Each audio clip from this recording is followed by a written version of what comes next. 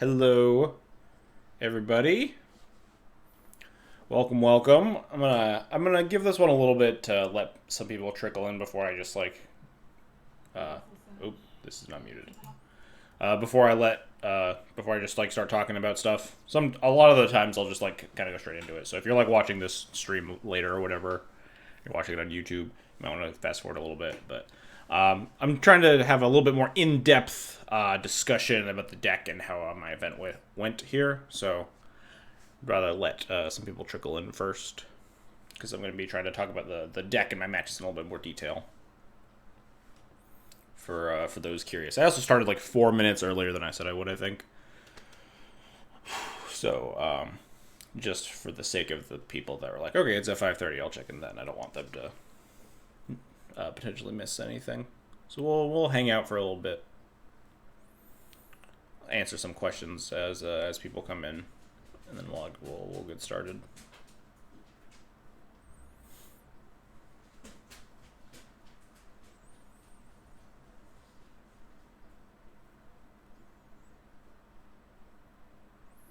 Make sure everything on my stream is also working properly, because I haven't actually streamed in a bit. I've been trying to, since the base, I've been trying to stream about once a week-ish, at least. Hey, Patrick. Yeah, not quite. Not today. Not playing any Thalias. Don't worry about it. We've played Thalia on 1/4 of my streams, right? Is it 1/4? I gotta check my. I think I've streamed 4 times, right? I think I streamed a league and then 2 challenges, and this is the 4th one. Yeah, I streamed. I don't even remember what I streamed the first time. Honestly, I streamed a prelim with something, and then I streamed Black Eldrazi in the Legacy Challenge. Maybe I might have streamed Death and Taxes during this prelim too. I forget.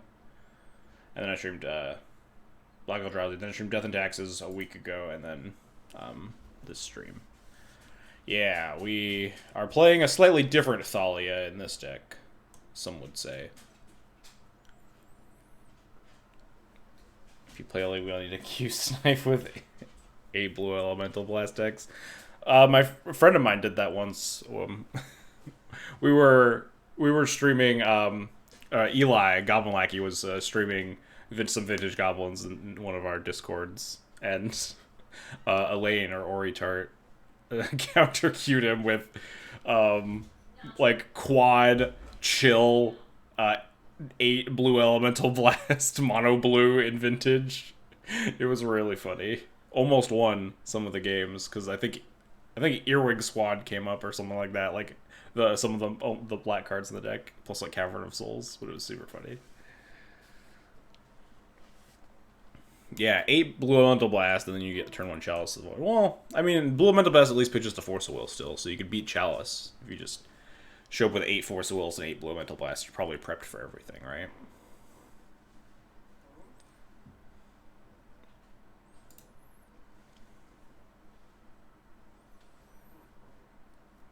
But yeah, in an ironic twist of fate, this deck's worst matchup by far and away is Death and Taxes. Like, it is just not close. So it kind of serves me right for playing this deck whenever I queue into Death and Taxes. I did, spoiler alert, I guess, for how one of the matches went, but I guess I posted my results on Twitter already a while ago. So, spoiler alert, I did beat a Death and Taxes player in the showcase, but I got very lucky and had to do a lot of math about what my plan was. I think I might have gotten a little bit greedy in that match, but I wasn't sure. I was trying to like, we'll talk about it when I get into it. Just like round 5 or something, but a lot of thought in a lot of these games. I thought some of them were really interesting. Obviously, some of them are going to be like, I played a True Sphere and then they fucking died, because that's just the nature of how this deck plays out. But a lot of the decks, or a lot of the games, were fairly deep, complex. All right, so it's 5:30, so we can at least start talking. Give a little, like, I guess, deck tech. I have been seeing a couple of questions on like why this over more traditional styles of Red Prison. So let's start there. So this is a deck that I've been referring to as Basuta Red. specifically because there's someone on MTGO named Basuta. They also stream on Twitch, twitch.tv/Shoba, SHOBAA. If you want to go drop them a follow. I'm going to try to put a link to their Twitch in the description of the YouTube video and stuff, if I remember. But yes, they, as far as I know, were basically the innovator or creator of this iteration of like the traditional red prison strategy. If you look back at their like MTG Goldfish records, you can kind of see a shift in like the cards they're playing. They cut some Chandras for like some more aggressive creatures. There was a build of this that like had Karns in it in like October or something, and then it shifts to like all creatures and cuts all like the Chandras and Karns out of it in favor of like these more aggressive cards. And they've been playing this like for a long time. So I've been calling this deck Basuta Red in honor of them, trying to respect, the deck, give a nod to the deck creator. And differentiate this deck from the Red Prison strategy, because this deck does operate on a fairly different axis than the Karn Chandra deck does. I think that's kind of important in a decent number of the matchups. So the big thing about this deck is you play 25 creatures, mana, and like some hate cards. Blood Moon, Chalice of the Void, Trinisphere, Magus Moon. Probably more of a hate card than a creature, but you get the idea. There's no Chandra Torch of Defiance in the 75. There's no Karn, the Great Creator, in the 75. For like the slam my Chalice and play whatever like big value generating thing, Chandra, Flame Slash your creature, uptick to draw cards, or like, Karn locking the game. And I think a big proponent of that is the way the mana in this deck operates, especially with A, your own Blood Moon effects, and B, against Delver. I think those are like the two big axes.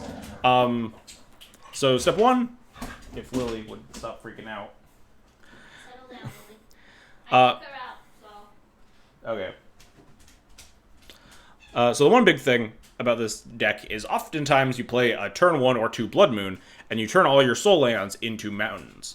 And that means if you have 3 mana, because you play your mountain plus soul land, or like your soul land plus Chrome Mox or whatever, you play your Blood Moon, the next turn you're going to have, if you have a land drop, you're going to have 3 mana. You can't like bridge that gap with anything other than fast mana like Chrome Mox or Spirit Guide. It's even worse if you like Ancient Tomb Spirit Guide out of turn 1 Blood Moon, then you're down to 1 mana. Next turn you play a land 2 mana. So oftentimes when you resolve a Blood Moon, you don't really get to like do anything for a couple turns if you're like glutted on these like big beefy 4-drops like Karns and Chandras and stuff, and like main deck Fiery Confluences and the like.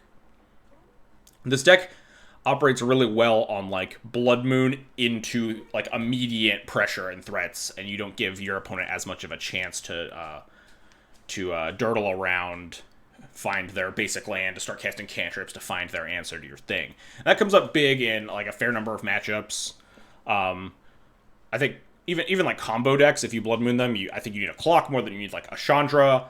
Like control decks, I think, can often, just beat a Chandra. This deck drawing like 3 or 4 cards is definitely beatable because a lot of your deck is air. You have 28 mana sources.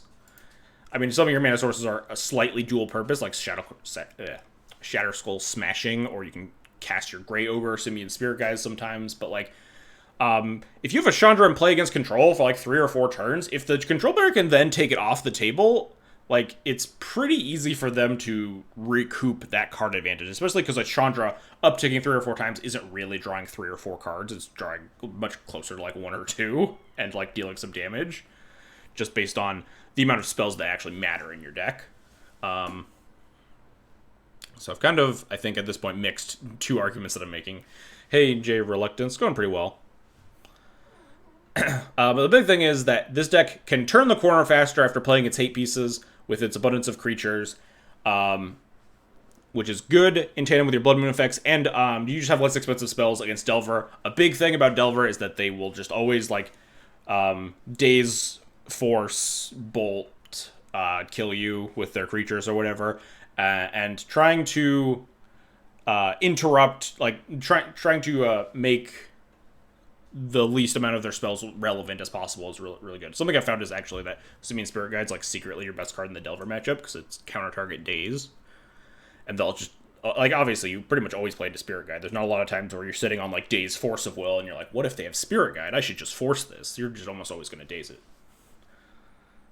The audio sounds good. Yeah, I think you also said that last time I streamed. Just, like, I installed the mic arm, but I don't fucking know. You have weird audio pickups that I can't even comprehend. But I'm glad if more people are enjoying the audio quality, then it's obviously like a net positive. It doesn't cost me a lot to pick up a mic arm or whatever. So yeah, the big thing is basically the takeaways here are this deck turns the corner a lot better, which I think is important. And it operates better on like lower numbers of mana, which is decent against like Wasteland or Dave strategies, stuff like that. So I think it's a little bit stronger versus Delver. I like it more versus Control even in a lot of instances. This deck is just an aggro deck. We're not playing like the long game.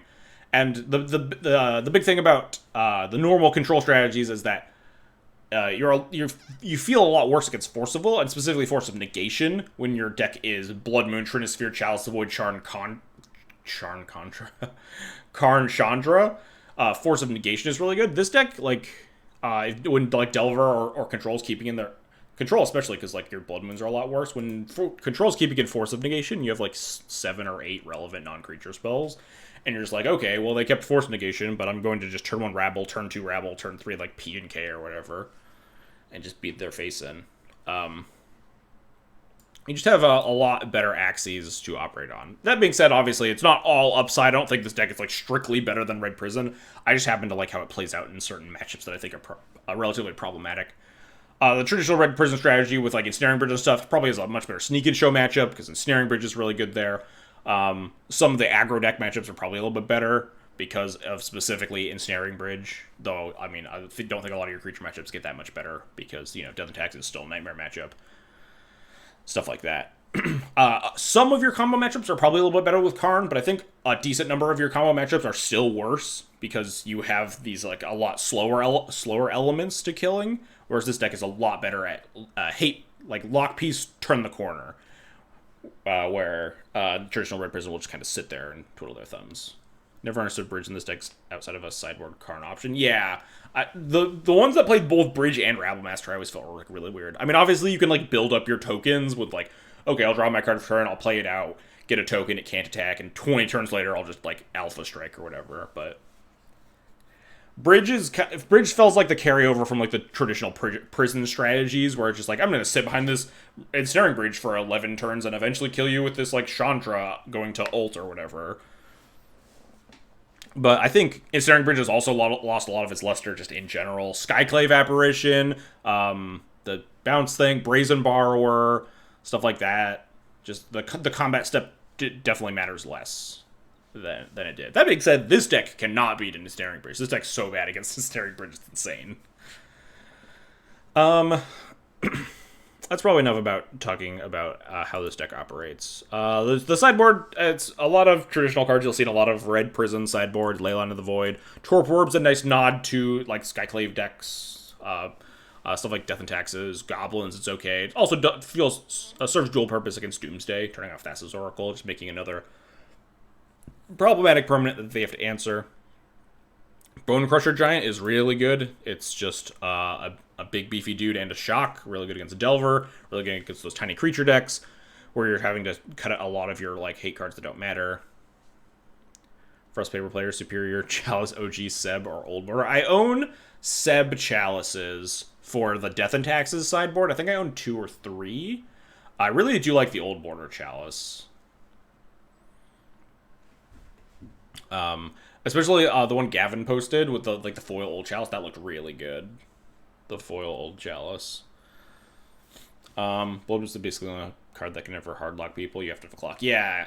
That's a big thing with both Chalice and Trinisphere against stuff like Control.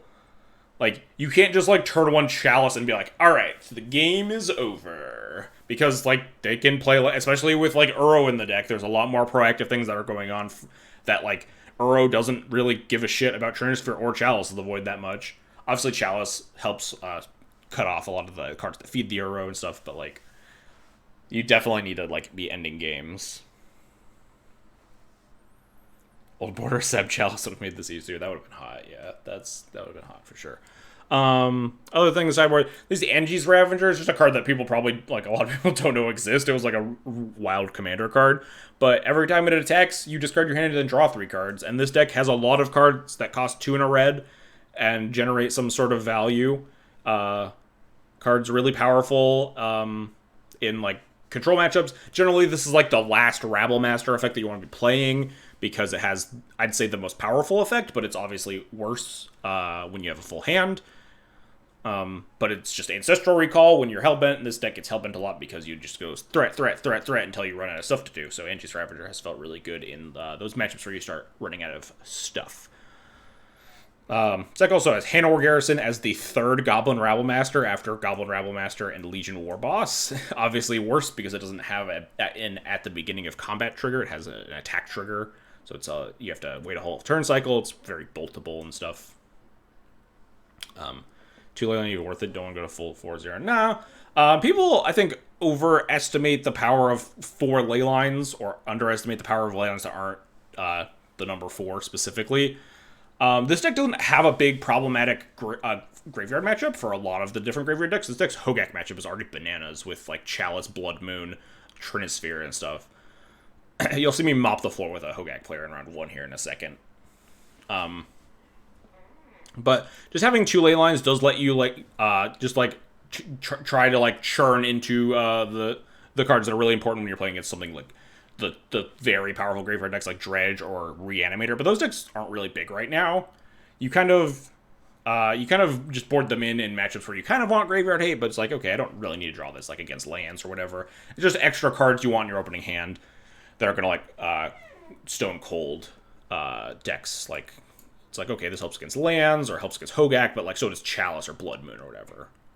Is Red Prison a good guy versus Hogak? I would believe so, yes. I think Red Prison is a good guy versus a lot of matchups, in fairness. Yeah. I think in general, graveyard decks are pretty underrepresented right now, too. So if you, like, start seeing a bunch of Hogak players, or Hogak's a bad example, like Dredge players or Reanimator players, I guess, you probably want to go up on ley lines.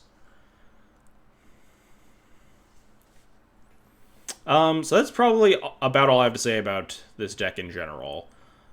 I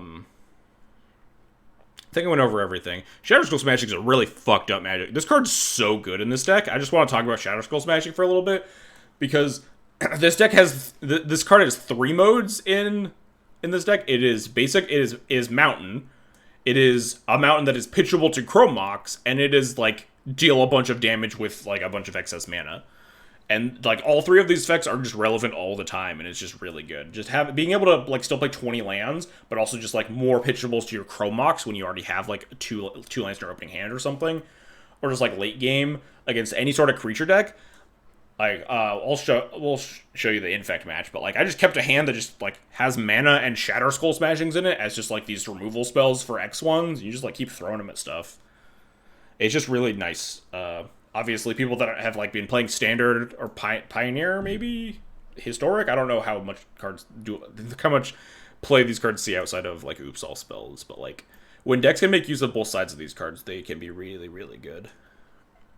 Anyway, so what I really wanted to do today is get into the showcase matches. I 6-3'd the showcase here, and I wanted to kind of break down a lot of my matchups.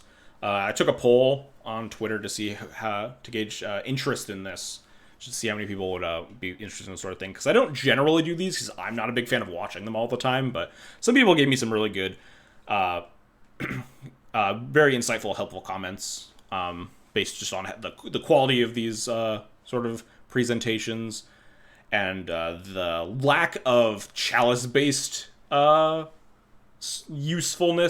useful literature, I'd say, around. And I think that's those things really resonated with me. People kind of underrate Chalice decks and, like, the skills it takes to play them. It's very good in the Gruul deck, the last format standard. I don't know, call time standard. Yeah, the spell lands are really cool, but, like, obviously, I do like how well they balance them, because a lot of them are, like, really, really expensive. The white one and the blue one are just like a billion mana. The green one's like only really probably useful in like Primeval Titan decks, or just like a free roll in a lot of like mono green decks. I guess. The red one though, being like 3 or 4 mana, just to like cast your like bad shock or like 4 mana forked bolt sometimes in these like stompy shells is really good because you do just have like a bunch of mana to swing around sometimes. Twitter poll started some you versus everyone else war. Yeah, some people have some really passionate opinions on Chalice of the Void. All right, so let's get into our breakdown. So this should work. I don't use the replay feature very often, and I know it is very often broken. But we're gonna hope that it doesn't break on us. Maximize these boxes. So this is let it all play out. This is fast forward to no. This is like press priority once, and this is skip through a whole turn. I think so. This is like click. Yeah, this is a step-by-step button. Okay, so one big thing is that I took this event really seriously because I really wanted to do well. Came really close to 5-2ing and like potentially getting to top 8, probably top 16 though. So I was really putting on my tryhard sock. So a lot of my opponents I knew or had a pretty good idea of the decks that they were playing. Based on just like knowledge I had from like friends and MTG Goldfish, so that does affect some of my opening hand decisions. You'll probably see some like questionable mulligans. I forget if I actually had any that were like big, except for maybe versus like Death and Taxes or something. But most mulligans are like pretty easy for this deck, even in the blind. But anyway. This hand is obviously just, like, not good. We have 1 source of permanent mana, 1 source of temporary mana, and no castables. So we can just mulligan. And this hand has a turn 1 Blood Moon, so it's great. So we're just going to keep this.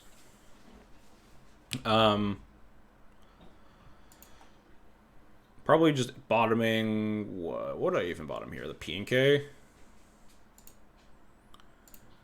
Click through here. Oh, we bottomed the other thing, though. Oh, I didn't talk about that guy. Maybe we'll talk about that guy between rounds or something. The Fireflux Squad or whatever he's called. So we're going to play a turn 1 Blood Moon here. I think I can just hit this button, just place the whole turn, right? Yeah. Pretty easy. Turn 1 Blood Moon. We have this as our second land, so we can play a Magus of the Moon too. The reason I lead with Blood Moon and not Magus of the Moon is because if we're playing against like Delver here or some deck with like Lightning Bolt, we'd rather have this Blood Moon resolve. If we spend our turn playing Magus and they just have like land bolt it and then they have like counter magic up for the actual Blood Moon, this forces them to actually have a Force of Will on turn 1. So they play Marsh Flats into Faithless Looting. So this is either Hogak or this is either John Hogak or Red Black Randomir. I think the assumption would probably be Red Black Randomir. But they also have to discard 2 cards, which will probably tell us, yeah. They discard Bloodstained Mire and Bloodghast, so this is just John Hogak. And John Hogak can basically never beat a Blood Moon game 1.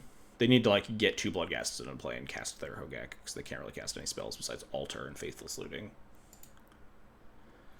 So we top deck Chalice of Wood, which is nuts, because Chalice on 1 also just hoses them, so I just play that instead of getting my clock into play. We're going to skip through a couple of these turns, because they're basically going to die here a lot of the time.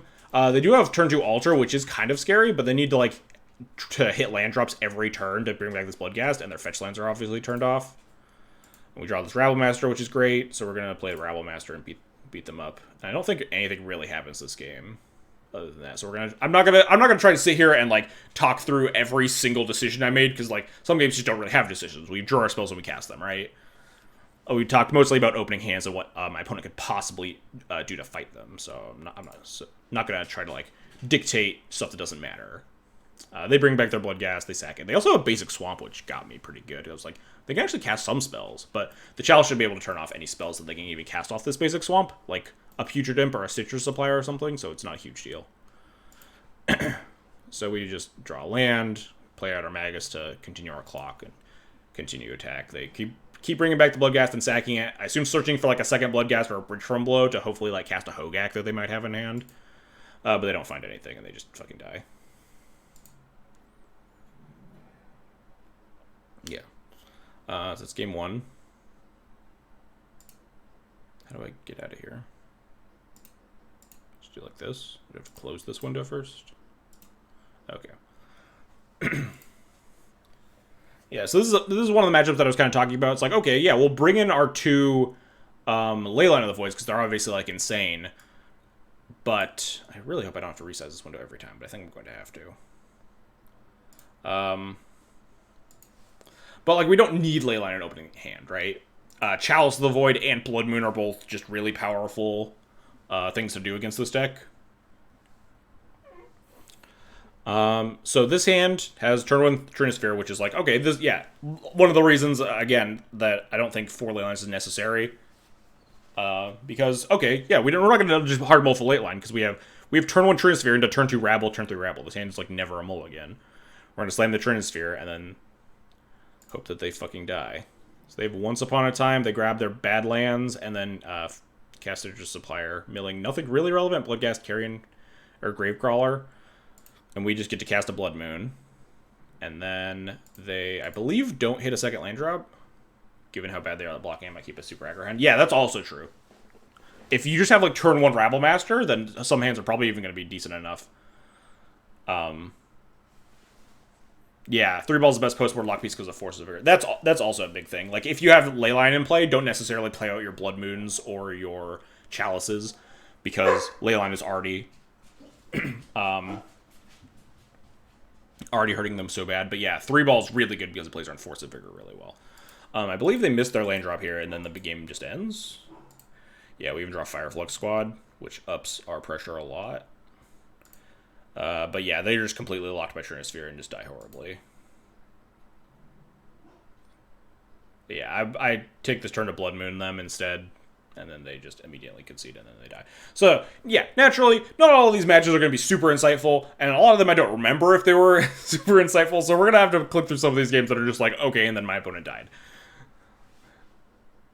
Because that is the nature of this deck. Like, this is also just, like, the power of this deck. When your opponent's, like, not playing a Force of Will deck, but is playing, like a combo deck of sorts, oftentimes you can just, like, hose them really badly with these powerful starts because they're really hard to interact with.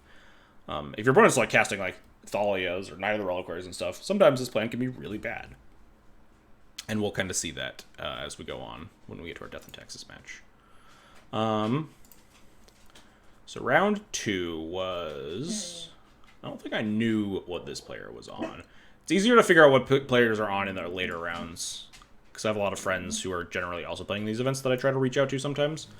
To gauge what the field's on. Lily, shh. Settle down. We win the die roll. Winning the die roll, very big with this deck. Always win the die roll if you can. Buy some loaded dice. Don't buy any loaded dice. But yeah, always win the die roll is my best advice with this deck for sure. This hand is an easy not keep. Same problem we've seen a lot. Something to note: this deck has 28 mana sources. Sometimes you'll have hands that line up like this. It's a very mana hungry deck too, right? Like we have no ones obviously, and like not like 4 2s on with Chalice the Void. Everything's 3 and 4. So like despite the fact that we have 28 mana sources, you'll often see 7 card hands with like 2 mana sources, but like that's not nearly good enough, right? We mulligan to something like this, which is... This one's a little bit awkward. I end up keeping this because I definitely don't want to go to 5 here. But this is a little bit awkward because we obviously can't cast this turn 1 Blood Moon, but we have the option of casting turn 1 Chalice of the Void or turn 1 Trinisphere. Turn 1 Trinisphere is generally what I like to lead on because Trinisphere just ices everything until turn 3. Whereas Chalice of the Void, if they're like not a cantrip deck, can be pretty awkward. But we're going to end up having to pitch this Blood Moon to the Chrome Mox, so we can go City Traders, Chrome Mox, Trinisphere. GG easy. Yeah, fast mana, hate rocks easy. We'll find... Notably, the fact that we're not Blood Mooning is important because we will still have access to Chrome Mox plus City of Traders not being Blood Moon, which means we have 3 mana, which means we can cast most of the threats in the deck when we find them. The issue, if we draw a Fireflux Squad or a Pian Kuran, we have to find like a red source and we have to lose our City of Traders under 3 ball, which can get awkward. So we bottom the second Chrome Mox because it's obviously not good. We're going to cast a turn 1 Trinisphere. My opponent casts Once Upon a Time in response and finds Bayou, so I think My assumption would be Hogak. But they are on... well, I guess I don't get to find out, do I? So this is exactly what I was talking about, that this is a little bit awkward. Because we draw the Piankron, so we can't really cast it here. But once they're under a Trinisphere, if we find a red source, I'm happy stoning myself to get this Piankron online, because it's a pretty quick clock. What even is the card Wasteland? Yeah, don't worry about it. No one plays that card. So here I spend like 8 minutes, and by 8 minutes I don't remember how long I spent trying to do this. But I spent a while trying to cast this Chalice of the Void. Casting Chalice of the Void into Trinisphere is really hard. You have to click on the Chalice, and then pay 2 mana, and then hit Adjust, and then it'll give you this like text box, and then you have to click it down from 2 to 1. And then you have to click OK, and then you have to pay the 3rd mana for it.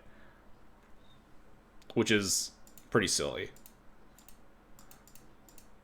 So I genuinely spend... Oh, we're just going to skip the whole turn. Yeah, I spend like 3 minutes trying to do this, and my opponent says congrats. I thought it was just illegal when I gave up after so many tries. Yeah, it is truly impossible to cast. If you click Chalice, pay 3 mana, and adjust down to 1, it doesn't let you cast it. You have to click Chalice, pay the 2 mana to imply that you're casting a Chalice on 1, then click down. If you float mana first, maybe it's easier. I don't know how that works. You were mentioning before that if you float all of your mana beforehand to pay for it, it somehow works out easier. I don't know if that's true. Netlean, thanks for the follow, appreciate it. You're just a 2, not 1? No, you're just the 2 to 1, because it says, the text box is like, what is X equal to? It's the cost for X? Maybe I'm wrong. But I'm pretty sure I adjusted it to 1 before. But whatever. Point is that it's basically fucking impossible. My opponent plays a guy as Great also, and now it's like very clearly elves.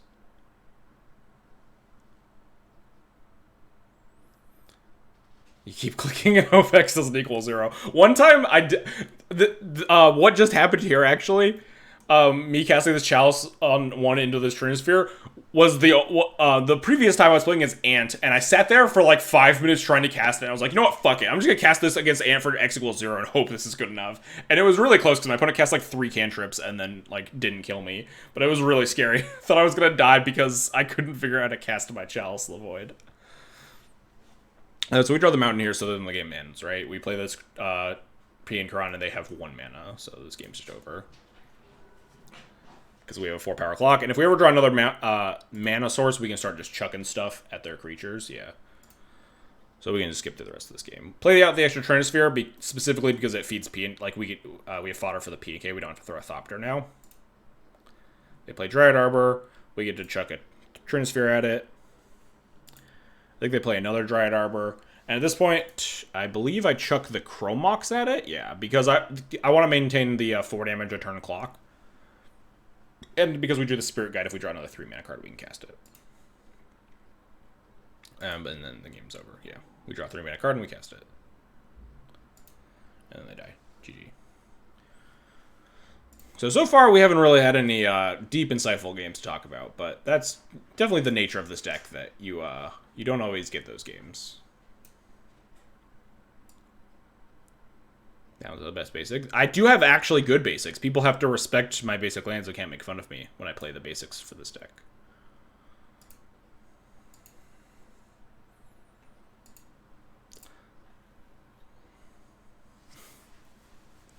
Yeah, White Faces actually gave them to me. Back when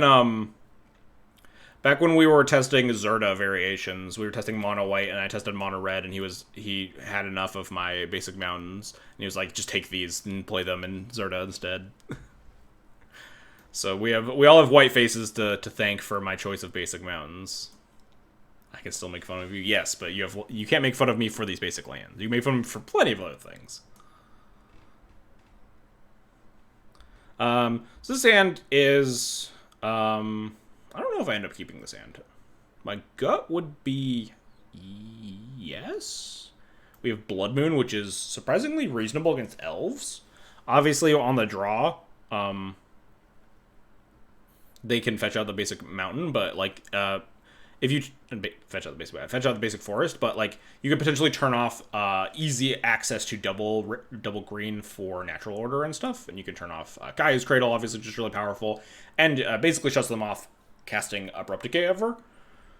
Outside of that one Heritage Druid thing, it's not Heritage Druid, it's the one with Morph, whatever, taps for any color of mana. That's the only way they can cast Abrupt Decay through the Magus. So I think I would end up keeping this. City of Traders, into Blood Moon, and then we land Garrison, and then we like land P&K. P&K is also really relevant against this deck because of the shock ability. If you can untap with P&K, oftentimes you're really set up against Elves just because you get to like start shooting down their guys and keep killing them. Yeah, that's also true. Sometimes your City of Traders turn 1 plays can be really risky, specifically because of like if your thing doesn't resolve, then you're up shit creek. But yeah, this Magus is always going to resolve because we're against Elves. So I'd say I end up keeping this, right? Yeah. And they notably don't have a basic forest, but they do have Reclaimer. They're on the Newton's Reclaimer version. So it's a little bit awkward because the Reclaimer can obviously go find them several forests over the course of the game, but still happy to Blood Moon them here.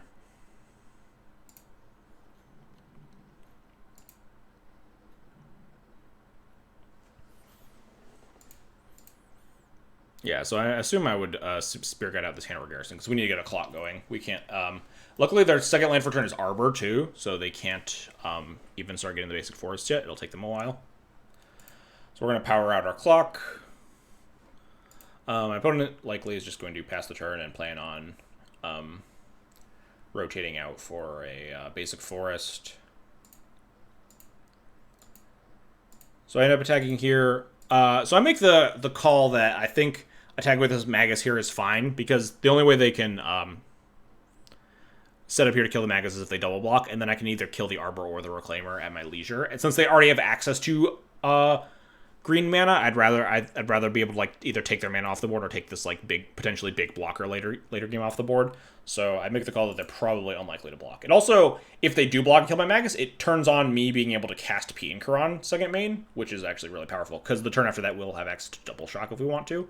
We play out the second city. And then they don't block, obviously. I mean, yeah, they free block one of the humans. How do I stop it? How do I stop it? Stop. Okay, there we go. Yeah, and then they rotate their thing out for a forest. They have a second Reclaimer, which is kind of scary. And they have mana to rotate again, so these Reclaimers are getting close to being 3/4s. Notice this card only mom and pop stop shop. That's like longer to say that. It's so much longer than P&K though. So probably just jamming. I think I end up jamming P&K this turn, right? Would I jam Fireflux here? Maybe I would.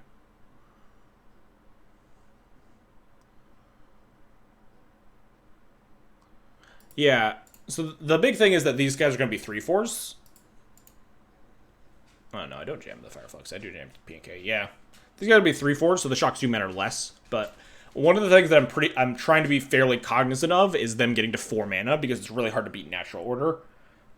Especially, like, post-board, they can natural order from basically nothing because they can get Progenitus, and that card is very hard to beat unless you already have substantial board advantage. So getting my P&K online means that the following turn, I can at least, like, pop this Arbor, potentially. Depending on how the Reclaimers move. So I value that. This turn I also value attacking my Magus less than I did last turn, because now I can't potentially kill this Arbor. If they want to trade, they can just cleanly trade off one of these Reclaimers, because they don't really need to. It's a little awkward, because it means that I just get like 2 humans blocked. But I really don't want to...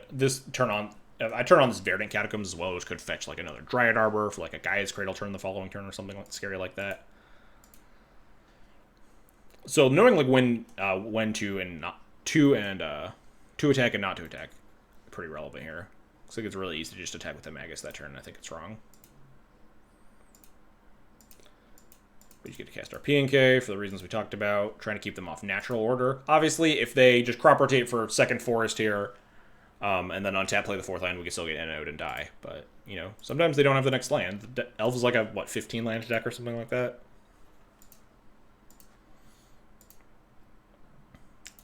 play Glimpse, which is a little scary. But then they don't really do a lot with it, because their Dried Arbor doesn't really tap for relevant colors of mana. They do end up using the mana, though, to rotate away this Dried Arbor for a Dried Arbor, which I thought was, like, kind of weird, I guess. I guess they wanted to make their Reclaimers 3/4s. They could untap them with these guys anyway for blocking purposes. They just wanted... And they wanted to keep their basic force supply. Okay, I guess that probably made sense. Skip this. This is where combat math gets really muddled. And I drew this Shatter Skull Smashing, which I initially misread when I make my attack here. I thought when you get to, like, x equals 6, you can start targeting more than 2 things for some reason. Like, it was just, like, a big, like, oh, I'm gonna just shoot all your stuff, which would be really fucked up. Reading this card again and being like, oh, this card can have any number of targets. Because you deal double damage. Like, that would be so fucked up. You can only deal a maximum of 2 targets, no matter how much damage you're dealing. But my interpretation is like, oh, if I play out the City of Traders and then attack all and then kill my Magus the Moon, I can just cast this Shatter Skull Smashing for like 6 and just fucking murk their board. Just like ding, ding, ding, ding, ding, just kill everything. Anything that's left. So that's why I make my attack here. So don't be me. Read your magic cards. This thing can only shoot 2 creatures. I feel like this attack ends up okay based on the outcome. But I think it was a little bit unnecessary. Yeah, exactly. It's just Pyrokinesis, right? No, it's not. Yeah, I think maybe I shouldn't have attacked with a P and K either, knowing that. I think maybe I should have left Magus and P and K back. Although if that's the case, then like this attack is bad. Yeah, I'd probably end up only attacking with these Thopters, maybe. And then, like, shooting some things. The one thing that's a little bit awkward here that I wanted to try and do induce with this attack first, too, is that this Quarian Ranger and Wirewood Symbiote are in play.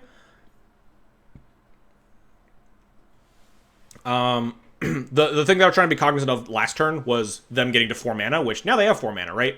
Because this Quarian Ranger can produce extra mana. So I wanted to be able to try to shoot some of their things, and with Shatter and with Wirewood and Quarian Ranger in play, you can't really shoot their things very well because they can pick up any elf and they can pick up their Dried Arbor. So by attacking aggressively here, I wanted to try to induce some of these to activate to untap these Reclaimers to do some blocking or something. Obviously, it didn't work out as well, because I thought Shatter Skull Smashing did something different, but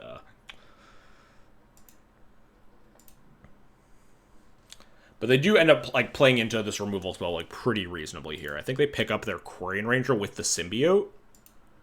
Yeah. And make these blocks, and that's excellent, because it takes the Symbiote ability off of the table, and then it also takes the Quarian Ranger off the table, so they can't protect the Arbor. So they end up just eating my Magus and my Hanwar guy. Take a bunch of damage, going to 5.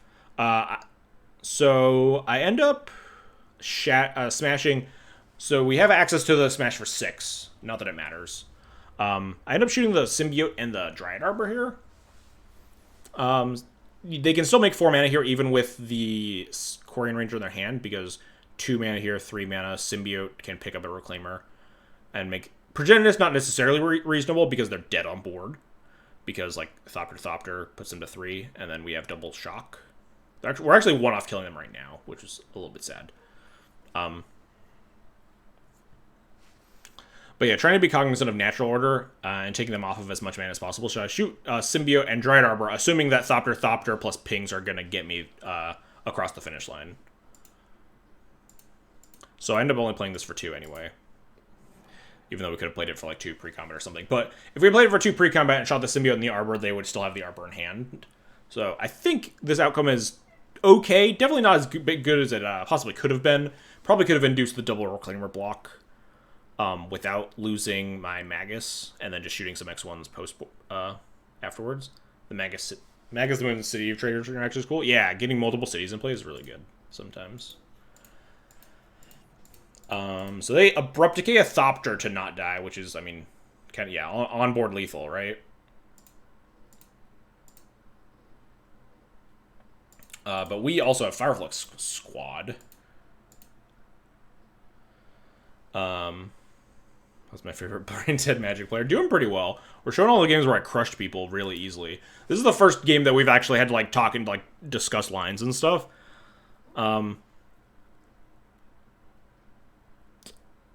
So I'm trying to remember exactly how badly this gets messed up. I think...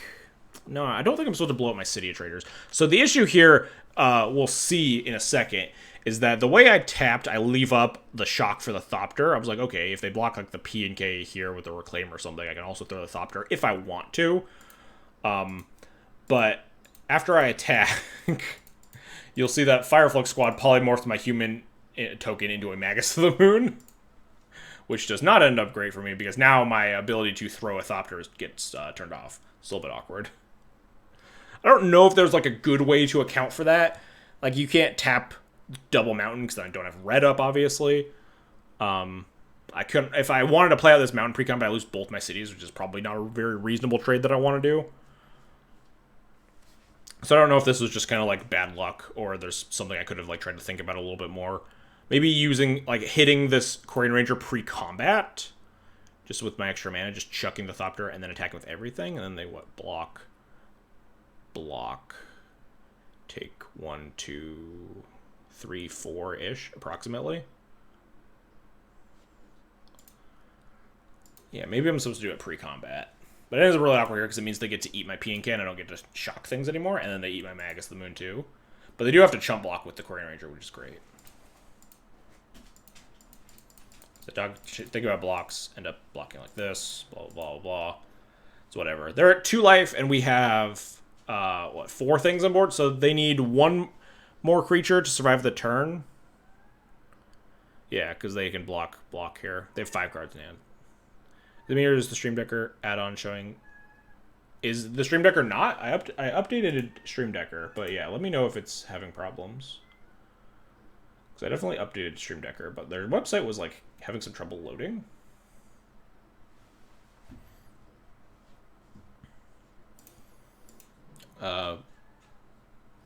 Make a Shatter Skull top deck. Shatter Skull would be a good top deck. But you'll see here, they play a bunch of blockers here. They're down to 2 cards in hand, and we top deck Fiery Confluence to kill them instead of, like... Obviously, we have a couple outs here.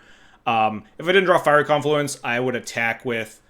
probably just everything. The Thopter puts them to 1, turns off this fetch land anyway. And if I polymorph a human into a P and K, they just die on the spot. But we just draw Fiery Confluence and kill them. And then they die. GG. But yeah, someone let me know if the Stream Decker is still having problems. So yeah, the biggest thing that you have to think about in this deck a lot of the time is the combat math against like these other creature-oriented decks. When the board states get like big, there's a lot of math that has to be that goes into like how much are you chump attacking into big guys to try to get your last points of damage across, and that came up a lot with these like big Elvish Reclaimers. So the big thing is like trying to figure out your combat math, but sometimes you just top deck Confluence and fucking murder your opponent.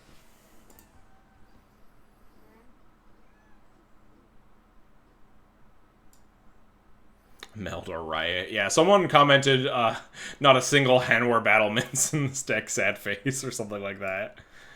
When I posted the list. And like, God, I wish this deck could play Hanwar Battlements, because that would be fucking sick.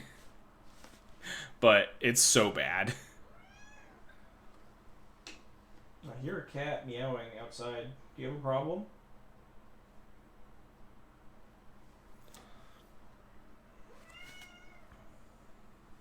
What are you whining about?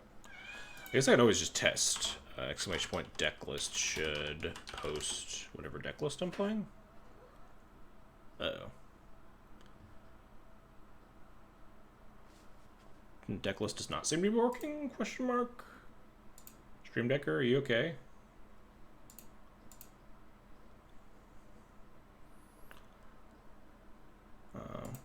Yeah, I don't know what's up with Stream Decker right now.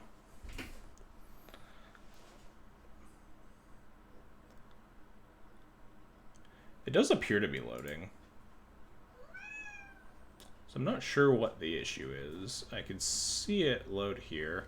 Well, we can pop back to it every once in a while to show it. Hello, kitty. Do you want to say hi to the stream? Do you want to go behind my computer and be a menace? That's what she wants to do. Sometimes you need to check it. Yeah, the bot was here earlier. Like, the bot was working fine. Does it need to be, like, re-added or something? I don't know.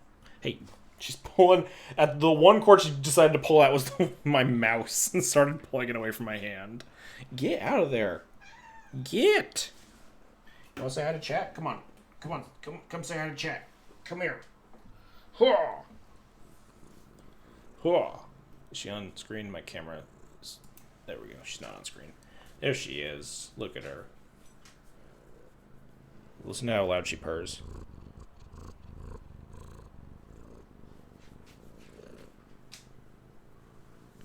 She's such a loud purr. This little gremlin. Alright. She does not want to be here. Get out of here, Lily. Don't bother her. Anyway. That's some bass right there. Yeah. She's such a loud purr. You can hear her like across the room. It's truly incredible. Alright. She's here. She's gonna be a menace in a second, but we'll get into the third round here. I think this third round is monumentally boring, so we're gonna try to plow through this one and get to the fourth round where we actually get to make some decisions. So I'm keeping this hand. It's a little bit slower, but my opponent is likely on Delver. And I like hands that have a lot of stuff to do and not necessarily do things quickly. Just because Delver has a lot of permission. You should mostly want to plow through their permission spells. They don't ponder, so there could potentially be a control deck. But, hello? Hello?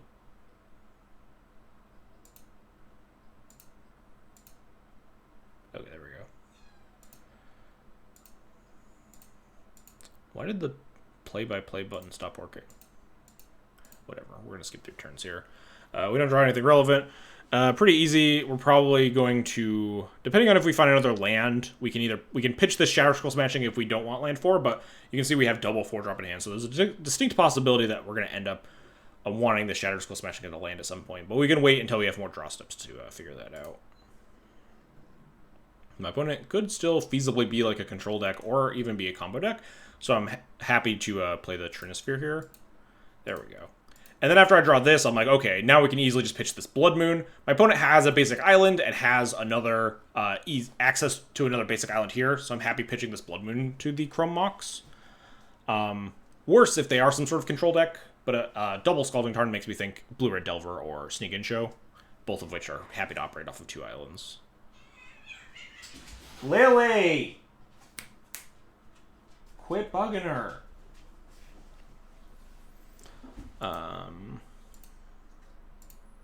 Yeah. Pitch the Blood Moon. I'm happy to play my Trinisphere just as a hedge. If they are, like, Sneak and Show and they still want to, like, cast more cantrips or something. Or if they're Delver, we still have, like, we just want to gum up the work still. They force pitch Brainstorm, so we still don't really know. Until they play Wasteland and cast an Awful in Mind, which I thought was pretty whack. Pretty sweet with Young Pyromancer, I guess, but happy to see them cast a literal Divination in this matchup.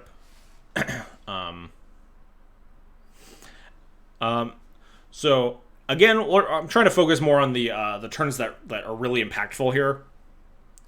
A big heads up here is that they explicitly force willed my Trinisphere and didn't daze it. So I'm pretty happy to, I believe, smashing into P&K if I'm not mistaken. Oh, we draw Spirit Guide. That changed the math a lot. So now we can play around Daze too, totally for free. So I'm happy to just slam P&K because it's our most powerful card here. P&K, Resolve P&K against Delver is really good. The Shock can deal with a lot of like piddling creatures, and it's good to play out first because they do kind of need to bolt this P&K, and you still have these like leftovers that can like block Delvers or just pressure. And if they bolt this, it means it's clearing the way for bolts on more impactful targets in future turns.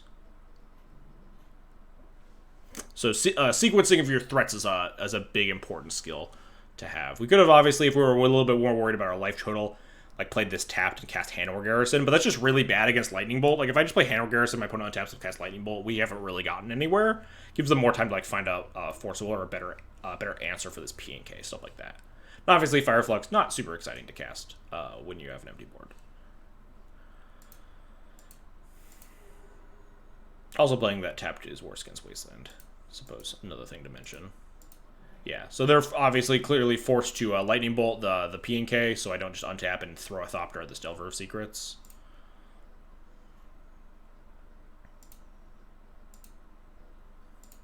And we instantly drop the second P and Karan, which is nuts. Just super punishing that Lightning Bolt, because now we just get even more Thopters. I'm happy to not play into Daze here, specifically because I don't really think they have a Daze at this point. I think they would have at least attempted to Daze the first P and K, and I would have had to burn the Simian Spirit Gun on that. But getting that read, I don't think they have a Daze in hand. So now we just get to absolutely smush them, because Delver beating... They Forked Bolt this, we still have 4 Thopters left over. I think we might even draw another mana here and cast Fire Flux. Sometimes this button just doesn't work. But I guess we'll just fast forward my turn. Oh no, we just draw our Rabble Master and just punch them for a million. And this game's just over. They're super dead. They can cast whatever they fucking want, and it doesn't really matter. We draw the Mana Source, we get to play Fire Flux, they super die. That game had actually a little bit more depth than I remembered. Maybe it's game 2 that just, like, ends on the spot. But yeah, big things to always think about. Things I try to emphasize are just like how to sequence your threats around like Daze, Force of Wills, Wasteland, stuff like that. Just a bunch of things you really want to keep cognizant of as you play against like these very permission-heavy decks.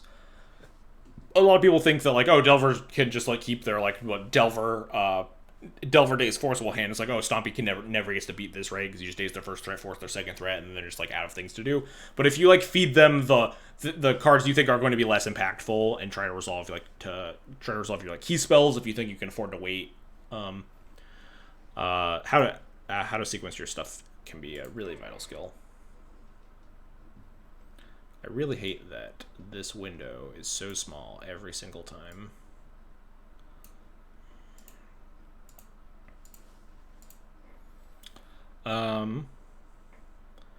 Zin's a little awkward. The bad thing is, the really embarrassing thing is, some of these I can't remember if I keep or not, so I have to sit here and think about whether or not I'm going to keep them in front of you guys. And if I ever contradict myself, I'm going to look like a total ass. I'm pretty sure this is a keep, though, because we get to either turn 1 Chalice of the Void around Daze or turn 1 Trinisphere. It's really awkward because we have a second Chromox that's pretty dead, but mulling to 6 is something I'm already like not a huge fan of doing against Delver, and we have some really powerful early game tools, so I'm pretty sure I keep this. All right, cool. I'm smart. Good job, past me. I love Delver starts that don't involve playing a turn 1 creature because it gives you so much more time to faff about and do whatever. We draw a threat, which is really nice. Something that I really like to follow up Trinispheres with, obviously, or even like turn 1 Chalice if it resolves or something. Something else I really like doing a lot of the time. I think you can maximize the replay window and it saves. Yeah, but I don't want to maximize the replay window, then you guys can't see it. If I maximize it, it looks like this. And there's all this stuff off the side of the screen. I guess you can actually see most of it still. I can't see chat. I'd have to move chat somewhere else. But anyway, one thing I really like against permission decks is like playing out Chromoxes before land sometimes against like Dazes and stuff. It almost never happens, but there's like a non-zero chance that my opponent Dazes my Chromox here, right? And then we get to like just get them because we converted our Chromox into an actual card. So there's just no reason to play out my land first here. Alternatively, sometimes your Chromox is important to resolve, and if like, wow, if this gets Dazed, I actually get fucking wrecked, and maybe you want to play out your lands in some of those cases. So you can easily pitch the PNK, and I think I'm going to cast Chalice around Daze, would be my guess. Yes, I'm so good at Magic. Releasing a program that can't use window captured in 2021 should be illegal. Yeah, I don't know. I mean, yeah, Moto's runs on like 2002 software, right? And this just straight up resolves, which is fucking wild to me. My opponent did notably bottom on that preordain, but like my opponent keeping 7 and then just letting a Chalice on 1 resolve probably means that they have a Braid, is what my read was at least. There's like no other world in which you let this Chalice of Void resolve. They have Wasteland that, which is a somewhat awkward, but not really, because we might actually be able to convert the second Chromox, especially if we draw like another red card this turn. We don't, we just draw a Mountain, so I'm happy to just sit on my heels. Something that I think some people would probably be a little bit interested in doing is just like Chromox pitch Rabble Master cast Stratosphere. I think that's kind of a trap in a lot of instances. We already played around Daze last turn. We got Wastelanded. I really don't want to let my opponent convert a Daze for no reason. We have this Chalice on ice here. We can really just afford to sit back for a couple turns and make sure that we convert each of our cards into as much to maximize the efficiency of each one of our individual cards. A big thing about stomping strategies in general, and like Chromoxes and Sibian Spirit Guide sort of decks, is that you are oftentimes converting your own card advantage into a mana advantage. You're accelerating out these things early, but you'll often have less cards in your hand. Sometimes you'll kind of you'll get that equity back in terms of your opponent having to force of all your stuff and losing 2 cards. But sometimes you just really want to make sure, like, we have 4 cards in our hand, our opponent has 6. We want to make sure that all of our cards are answered as inefficiently as possible by the opponent in order to maximize their individual effectiveness. So I think it's just a really important note. Next turn, there's a potential that we could like play Chromox out pitching the Rabble Master to cast a Trinisphere around a Daze if we wanted to. But every turn that we don't play this Chromox, we could potentially draw a different red card that we could pitch to it if necessary. And this button stopped working again, so we're just going to fast forward these turns, I guess. My opponent just misses their land drop, which is fucking wild. They preordained bottomed. They might have like blind drawn the Wasteland, or maybe they were looking for like a red source or something. Feels like this Prismatic Vista kind of fucked them because they couldn't like fetch Volk or something. Not that I guess it matters horribly, but if they had like a Braid in their hand, they could have like Wasteland plus Volk abraded the Chalice. And we draw City Traders, and like this is a big reward for waiting, right? Now we don't have to lose our Rabble Master, and now we get to continue to play our own Days. We can just City Traders, play the Stratosphere, and just like force my opponent to answer stuff. I wonder if I actually cast the Rabble Master here. I'm curious. Would I play Rabble Master here? I might. I'd be a little bit tempted to. Like, what are they doing on 2 mana? They missed that land drop. Maybe I do play Rabble Master here. Or maybe I play Trinisphere to try and bait Forcible. That's not actually positive. No, I play the Rabble Master. Yeah. That was my inclination, is that I think I play Rabble Master here. Because I think it's... I have to assume my opponent has, like, a force in this hand at some point. And I play the Rabble Master because I'm actually a bigger fan of resolving this Trinisphere at this point than my pressure. If my opponent does have a Forcible for this, like, they missed a land drop, they can't cast cantrips. If they hit a second land, but we have a Trinisphere in play, they also have to find a third land, which is really hard for them to do in their, like, 19 land deck or whatever, right? But this all just fucking resolves, which is wild. So they just, like, don't have a force, so they didn't deem that worth countering, which is insane to me. And then, I'm like, alright, fine. This resolved, I'll cast this Trinisphere, and then they just die. So I guess they just didn't have Force of Will, which is fucking wild.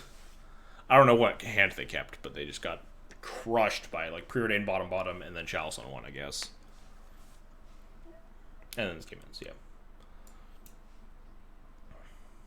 So yeah, the big takeaway here. I'm trying to really only dissect the games where like the decisions actually matter, and like the biggest thing is almost always sequencing, evaluating which one of your cards do you think is the most important, and sometimes the most important means I should play this first to make sure I don't die or to disrupt my opponent's plan as best possible. Sometimes it's better to play a different card than your best card because you want to maybe potentially bait a counterspell to resolve your best card in the future turn. You want to play around certain softer permission spells. You want to play around Force of Negation or Daze or Spell Pierce or what have you. Stuff like that. Yeah, that's it for this game. Guild requires Blur and Delver. Round 4. So round 4 I played against Tom McEntee. Really good control player. He plays a lot of decks, actually. I've seen him play like lands and stuff before. Most notably, I think, is his penchant for blue control decks, as far as I know.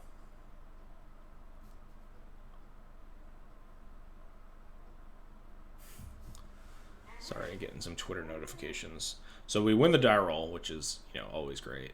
Talked about that earlier. Always win your die rolls. Big fan of winning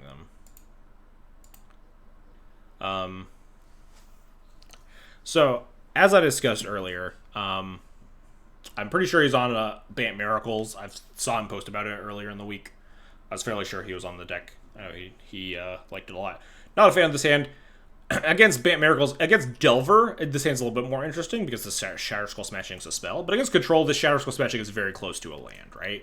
You can sometimes hit a Planeswalker with it, but like I'm not interested in keeping turn 2 Trinosphere, turn 3 Fireflux Squad with no other creatures in play because it's basically a 5-lander.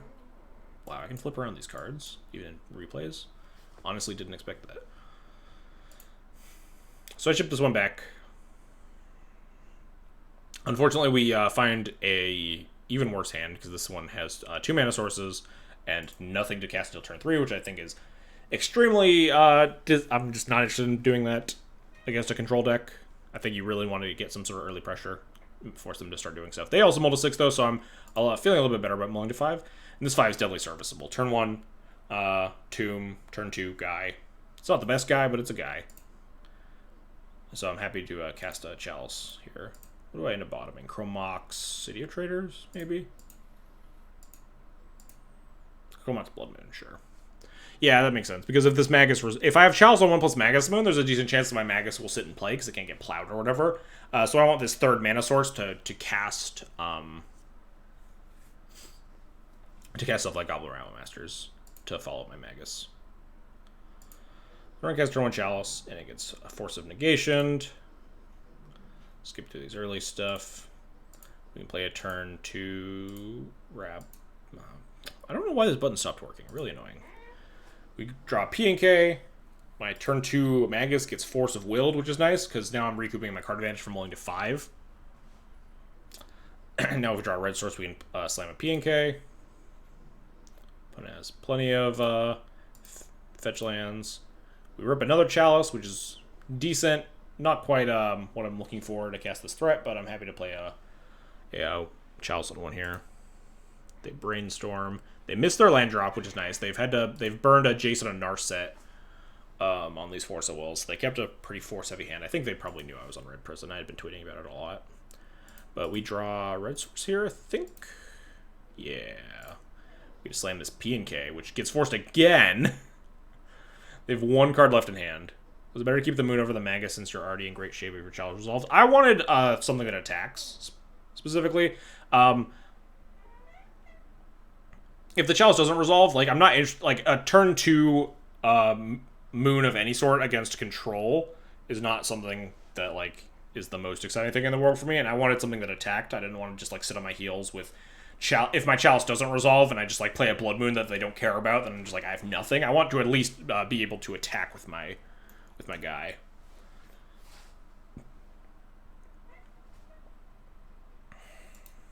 And try to, like, absorb. Even if they, if the Chalice didn't resolve, they force the Chalice and, like, we play the Magus after. I want to try to absorb Swords of Plowshares more than I want to keep my Blood Moon in play, you know? I'm not super interested in Blood Moon against his deck with, like, 4 basic islands, 2 basic forests, and a basic plains or something like that.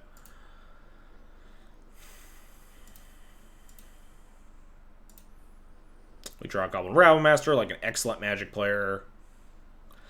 This deck is like 50% threats, 50% mana sources, so your odds are like pretty reasonable to hit just random bullshit on any given turn. My opponent has only 1 card in hand, so I'm not keen on playing around Ice-Fang Coatl here or whatever. And they just concede. They're at like 9 life.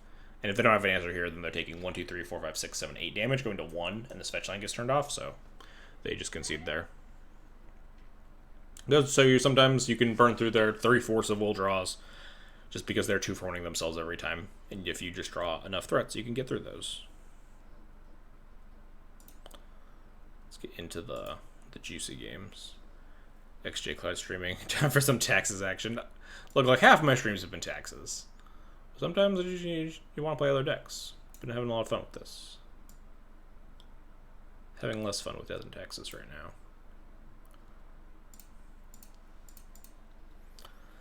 now. Very happy with this hand. Maybe not very happy because we're a little bit light on stuff to do. Because we have to pitch one of these red cards to one of the Chromoxes. This Chromox is kind of dead. It's kind of a 6-card hand, but it's a powerful 6-card hand. Angie's Ravager is also a real strong one here because it's something we could follow up. We can go City of Traders, Chromox, Trinisphere, into Rabble Master, into Angie's Ravager if we're out of gas. And hopefully, like, between the Trinisphere and the Goblin Rabble Master, we'll have hopefully punched through some of the stuff to get an attack trigger or something like that. We're going to cast their cantrip. We cast our turn 1 Trinisphere. It just resolves, which is sweet, because Trinisphere resolving always means that your follow-up spell is also going to resolve when you cast it on turn 1, because they'll only have 2 mana. So we get at least 1 crack with this Rabble Master. So we get to smash our Rabble Master. Play Sleeping on Ravager a bit. It's like Dreadhorde Regnant to be Ancestral every time. I mean, it's hard to... It's tough because A, it's 3 mana, and B, it does discard your whole hand and then Ancestral you, so it's specifically for decks that are going to empty their hand, and, like, I think Soul Land red deck specifically. I'm interested if this card is just, like, better than Handwar Garrison or something, if we could play more of these. It's a card that I haven't really experimented with. I've mostly been playing... some of Basuta's, like, basically stock 75s, and I have done little to no tweaking of the cards myself. Didn't really have enough time to. I was mostly spending, like, a week playing this deck in prep for the showcase. So imagine my opponent's just going to have 3rd land Plow here, right? Yeah. Yeah, so we draw more lands, which is not interesting. I try to go to combat, and obviously that means that they have the Plow. They certainly combo with multiples. Yeah, you discard the 2nd Ravager to the 1st one, and then cast it. Oh god, stop. Okay, there we go. I decided to play with the Mountain there, because if this Angie's Ravager resolves, I want to start, like, having more lands in play, not being stuck on this City of Traders. Because we have this Ancient Tomb in hand now, like, we're fine being able to play the Soul Land, we can cast any 1 spell in our deck afterwards. They have this Jace, which is pretty awkward. Being able to unsummon the Angie's Ravager was pretty rough here. We draw a Chalice, which is decent. I think I end up playing the Chalice here. I do get a little bit punished here, right? If I had... Oh, no, it doesn't matter. We could have never gotten to... No, I do get punished. Because if I had the City of Traders in play here still, I could Chalice 1 plus Angie's Ravager here still. Okay, it's stuck again. But I can't, so I decided to play the Chalice instead. No, I can't, because there's a 3-ball. Doesn't matter. Don't get punished.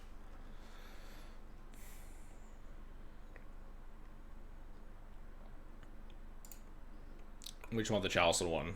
Try to make this Jace's more awkward. Yeah, we don't, because we have the 3-ball. We draw more lands, which is awkward. Really banking on attacking with this Angie's Ravager, because we have nothing going on. Try to kill this Jace, and it probably doesn't work. It's probably going to get cowaddled. Yep. But that means our Ravager's not getting cowaddled. And putting the Jace to 1 is nice because it means that they can't just unsummon it again and keep the Jace around. So we just play this Ravager, say go.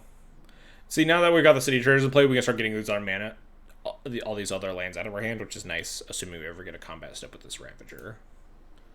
But I don't think we ever do. Yeah, they play this Engineered Explosives, which is just... This Engineered Explosives was so gross. Because it blows up not only my Angie's Ravager, but also my Trinisphere. So, we end up drawing this Fireflux squad, but we don't get to kill this Jace, because they get to pop the Engineered Explosives, and then that kills the Trinisphere, which also unlocks the Force of Will in their hand for them.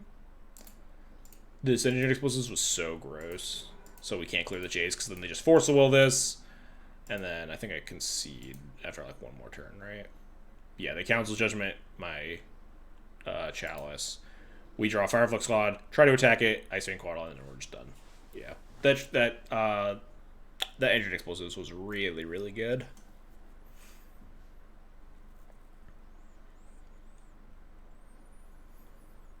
If it was just like a removal spell for my Angie's Ravager, we still have Fireflux Squad, we'd clear the Jace, turn off their card advantage. E was the card that destroyed me when I played. Yeah, E's traditionally been really good against both Death and Taxes and Stompy decks, because it plays around, like, the mana things really well. Plays around. Actually, does not play around Trinisphere very well sometimes if you're trying to pop it on, like, 0 to clear Chalices, or, like, numbers that aren't specifically 3, but This deck has a lot of 3s in it, so like if you are trying to play it on 3, it's just really good because it just plays into Trinisphere perfectly and can wipe Trinisphere and a lot of creatures. And versus Death and Taxes is just a useful removal spell that plays against Thalia really well. So anyway, God, this is game 3. I'm upset about this game 3 because I fucked it up. I only had my window. We'll get to it. I'll just talk about it when we get there. But I definitely could have won this game 3. So this hand's great. We have this hand's actually not what I would say great, but I think it's within the acceptable margins of keeping. Something about this deck that I cannot emphasize enough is that you are almost 50% mana sources. We have 28 mana sources in the deck for Spirit Guides. 24 are just actual permanent mana sources, whether they be Chrome Moxes or just lands. So a hand like this can be a little bit risky because we are going to have 2 mana in play and potentially just draw we're going to just draw spells for the rest of the game, maybe. But I'm not happy against mulliganing against decks like Control or decks like Delver, where each of your cards has to be really good. You have to make your opponent answer all your stuff. Getting value out of each one of your cards is something that I try to put a lot of emphasis on. So I'm down to gamble on hands like these fairly often against these sorts of decks because I'm not happy mulliganing because you don't want to be just down those cards. So we just go ahead and slam turn 1 Rabble Master, pitching our 4 mana play, obviously, because if we draw a Mountain or a Shatter Skull or another Chrome Mox, we can cast the rest of our spells. PNK just not as impactful because we need to draw like a Soul Land or Running Lands to cast that. Luckily, I'm a great Magic player, and we immediately draw the land. Maybe. Yeah, we immediately draw City Traders, which is amazing. We get to slam this. They have the Plow, but we have multiple guys now. I wonder if there's actually a case for playing this War Boss first, because it deals more damage. And if they do, assuming they'll have the answer for my first thing, the Rabble Master down the line will deal more damage. Something that would definitely end up mattering if I had like 1 more point of damage. But stuff like Icefang Quaddle can also enter the mix, where you'd rather have, if they do have answers, but this War Boss gets off like 1 attack, you'd rather have like your goblins be a little bit stronger in the end. This play speed is actually like pretty decent for me. You draw Trinisphere, which is nice. Happy to play Trinisphere instead of Handwork Garrison, probably. But we're just going to go to combat here. Or not. Alright, we're skipping this. Notably, they don't have a removal spell for my Legion War Boss, so that definitely decides on whether or not I want to like play out this Garrison, potentially. They don't removal spell the War Boss after going to attack, so I'd rather just try to deploy the 3-ball. They end up force negating in. The other thing is that you don't want to commit too much to the board because you can get Terminus, which is pretty rough. So I'd rather just try to disrupt what they're doing rather than... We already have a very surmountable board and they're at 10 life here.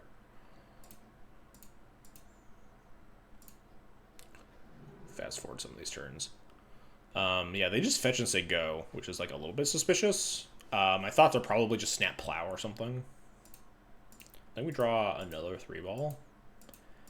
If I am not mistaken. Yes. Yeah, they do snap Plow.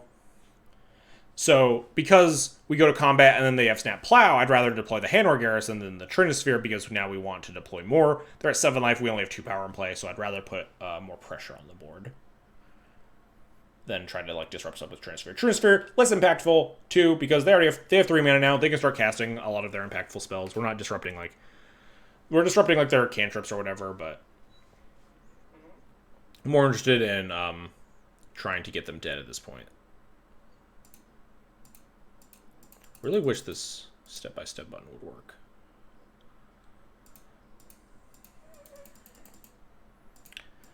Yeah, so they ponder, they do not shuffle, they play a fetch land, so they go.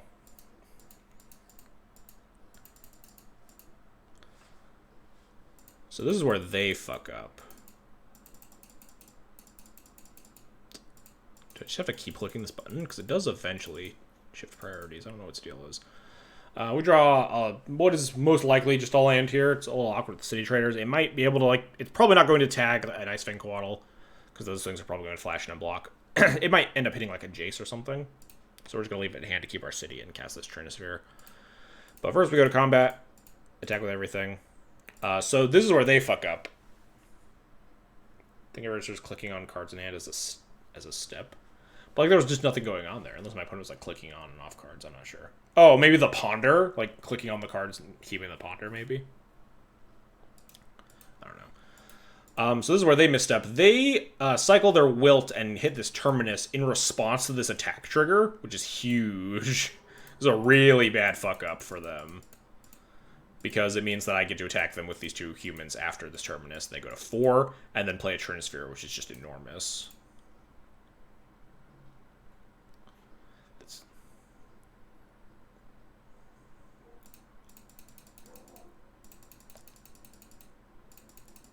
Hey, Arkin, how's it going?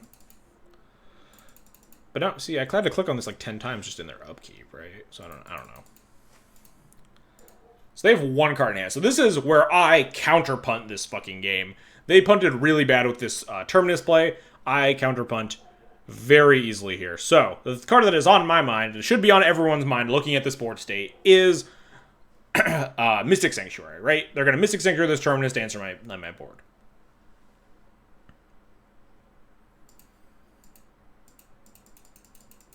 So we draw this Legion War Boss, which fucks me right up. So we're gonna break down what I did, why I did it, and why I shouldn't have done it here, because this was the play that definitely haunts me. So they have 1 card in hand, and they have what is very likely going to be fetch going down to 3 life for Mystic Sanctuary, put Terminus on top to not die. So what went through my head was, okay, I'm going to cast this Legion War Boss. It's going to generate a Goblin, and I get to attack them for 3, put them down to 1. Turns off this fetch land, it means they can't Terminus, right? Pretty basic stuff. The other line went through my head, which was very wrong, was if they have Swords to Plowshares, then like this Legion War Boss doesn't matter anyway, right? But that is absolutely not true. Because what happens, and I will point it out as we go step by step here, is that I end up casting this Legion War Boss, and they fetch for Force of Will, which is extremely punishing. Because you know what they can't cast next turn, if they paid 3 mana for a Terminus, is Force of Will, and they would still be at 1 life, because they have to fetch for this Mystic Sanctuary for the Terminus, going to 3, they get attacked down to 1, I cast Legion War Boss the following turn when they can't. Even if they had Plow, if their last card is Plow in hand, I attack them down to 1, they fetch for Terminus, they Terminus me down to 1, they pay 3 mana for their Terminus, and their only card in hand is Plow, they only have 2 mana left, they can't cast any other spells because we have this Trinisphere in play. This playlist Legion War Boss here was horrendous. Because it just gave them the opportunity to have either Force of Will or Swords of Plowshares in hand and just punished me so badly. This was awful. I was so mad at myself for this play afterwards. I really tunneled it on the, if I just play this Legion War Boss, I can just like put them to 1 life, and then they just can't fetch with their Sanctuary. But then they just had Hardcast Force of Will and just fucking destroyed my whole life. It was really frustrating. Because then they Terminus me. Haste is a trap. Yeah, haste is a trap.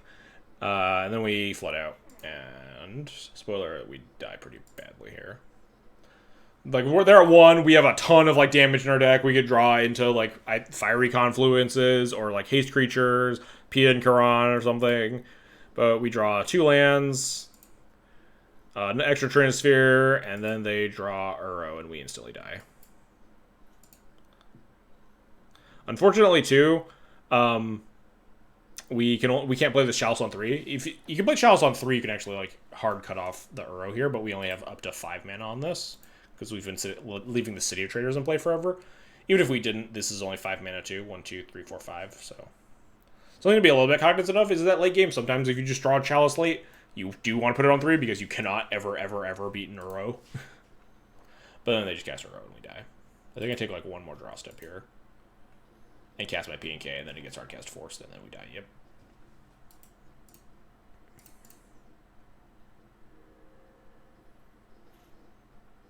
Yeah, we draw 1 more land, and we can see the game. Ugh, that Legion of War Boss play was so bad. Notably, I only had that window of killing them is because they messed up their sequencing with Terminus. We could have easily lost that game anyway, right? If they Terminus at the correct point, we have no board. We have to cast the War Boss there. They end up Force of Willing it, and they don't even have to put the Terminus back on top. they'd be at like 6 life, they fetch down to 5, they can Sanctuary back like a Ponder to continue to roll through their deck after they hardcast Force my Legion War Boss. But like sometimes your opponents misplay and give you those openings, you need to capitalize on them. And then I counter punted and threw that game. It was really frustrating because we were running so hot before. Taking that loss round 4, I was fairly upset about.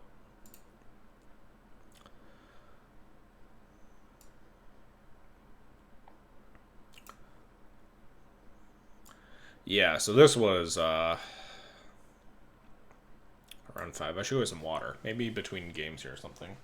My throat's a little dry. I see my opponent Isolated System, known Death and Taxes player. I've seen them top 8 challenges and stuff before. Very upset with this matchup. This is your worst matchup with this deck by far. Just not even close to close. This matchup is bad. We at least win the die roll. My opponent, I mold a 6. My opponent keeps 7. I already forgot what my other hand was, but it was probably bad. Was not really paying attention. But I keep this hand. The only thing you really want to do, your hate cards like don't matter really against Death and Taxes.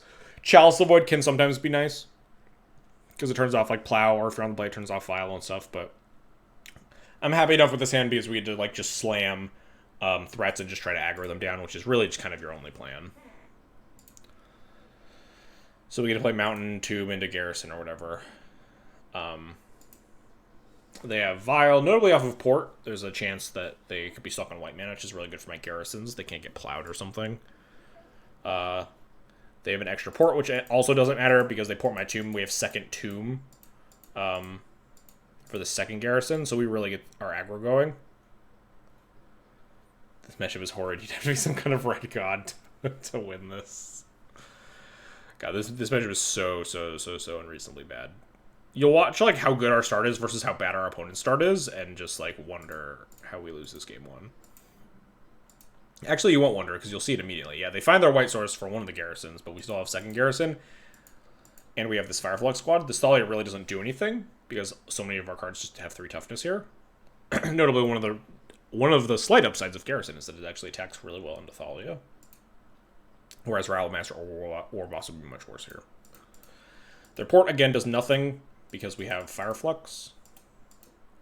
Not interested in trying to Blood Moon them off of colored sources here. I'm much more interested in trying to dead them. Does come back to like bite me pretty bad here in this next turn. I'm not sure how impactful it was, though, because we would have been getting a lot less pressure into play if I chose to Magus this turn.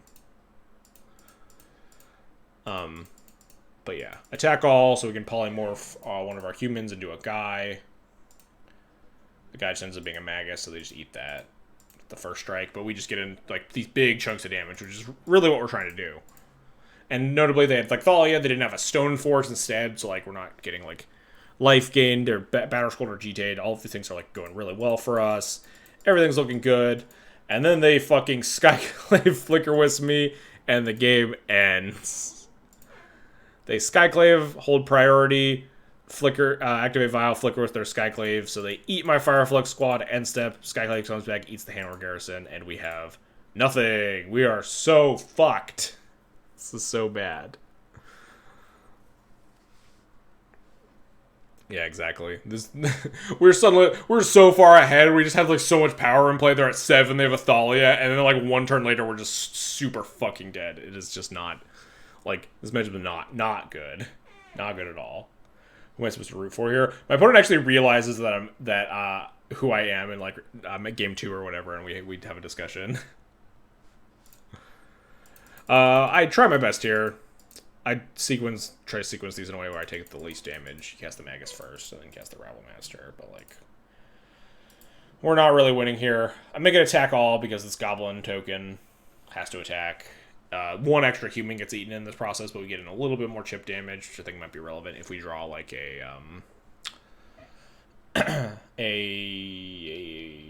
whatever the spell is, Shatter Skull smashing, and like shoot 2 of these guys next turn.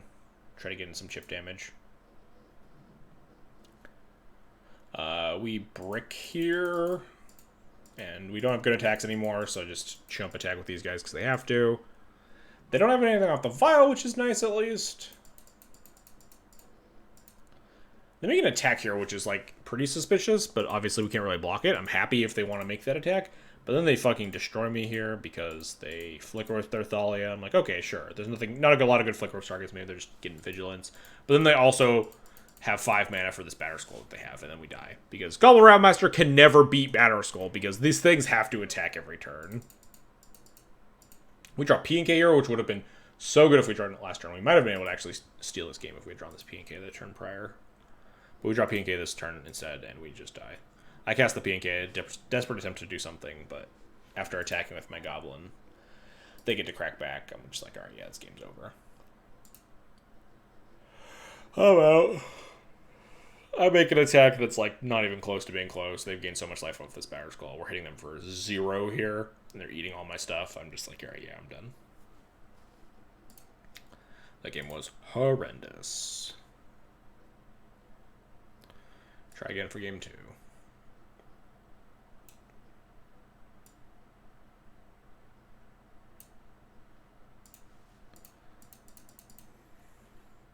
Yeah. Oh, XJ didn't see TNT Trader. They're not wrong. So I Snapkeep this hand. This hand's great. We have a lot of fast mana. We have turn 1 War Boss, turn 2 Garrison, and potentially this Shattered Skull Smashing if we find another red source. Pretty sure I would, Chrome Mox pitch Spirit Guide here. Yeah. Want to keep this because if we draw a red source, it's a removal spell, which, as I always like to talk about, it's really important in these creature matchups to have this removal spell. But if we draw like a P&K or something that needs an extra colored mana, we can always just play it out later. Your life total isn't super relevant against Death and Taxes. So we get our beatdown going. Really want to draw a red source here because Mom is really good at blocking. But we don't. We draw a Goblin Rabblemaster, which is like, okay, that's decent enough. Oh god, I skipped too many turns. Stop. Alright, hang on. We draw a Goblin Rabblemaster. We get to punch for a lot. We get the double Goblin trains going. They get a Stoneforge for Batterskull, which is horrifying. There's a chance we have enough aggression that we're still fine. They make a really weird block here. Chalice, a little bit too late here. We get to smash for a ton of damage. They're supposed to, I think, pro-red their Stoneforge Mystic.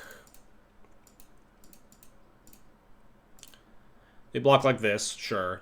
They pro-red their Stoneforge Mystic and just eat my Rabblemaster. They take 6, 7, 8, 9. They're going to 4. And we're playing Hanwar Garrison. So there's definitely a distinct chance. And I think just like flat out we might just math-wise, we might be able to just beat Batterskull regardless. I didn't actually math this one out, but they also instead protect the Mother of Runes, which just means that they instantly fucking lose. I think they say they say that they misclicked. But yeah. We play Garrison. And we can play the Chalice on one to play around like a Plow. But yeah, especially with this Chalice in play, I think even if this was a Stoneforge, we win here because they only have 1 blocker. They can prevent 2 damage. They take 1, 2, 3, 4, 5, 6, 7, 8, 9, 10, 11, 12, 13. Minus 4 is 9. Yeah, I'm pretty sure even if this was a Batterskull, not a Stoneforge, or this was a Stoneforge, not a Mother of Runes, then they just still lose.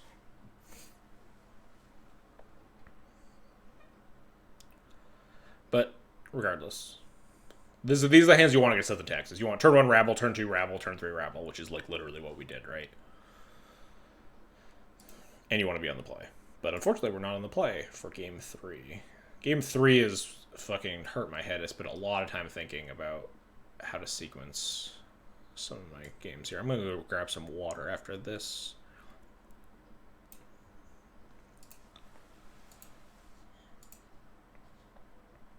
Snapkeep. So we have Sulfur Elemental, one of the best cards in the deck besides Torpor Orb in this matchup. And we just have like turn 2 like Rabbles until we find a point where Sulfur Elemental is reasonable to cast. There's a little bit of awkwardness in wanting to maximize the use of a Sulfur Elemental versus wanting to cast these creatures pre-combat for like haste purposes that we'll kind of see here. And I'm not 100% sure that I actually sequenced the most properly. I think I might have wanted to actually play some post-combat Goblin Rabble Masters or something, even though it would have been really suspicious. I end up like wasting mana. They have Vile Start, which is terrifying. We have Mountain Go. They don't have Rashad Port at least, which could have been really bad for us. We get to start a Rabelin, and they don't have a Source of Plowshares.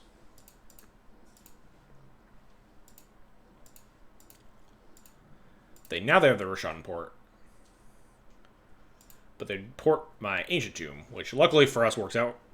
Pretty reasonable to port the Ancient Tomb here. There's not, if I just have another mountain, they get punished the other way, and there are more mountains than soul lines in the deck. Our hand just happened to line up well against this Rashad port.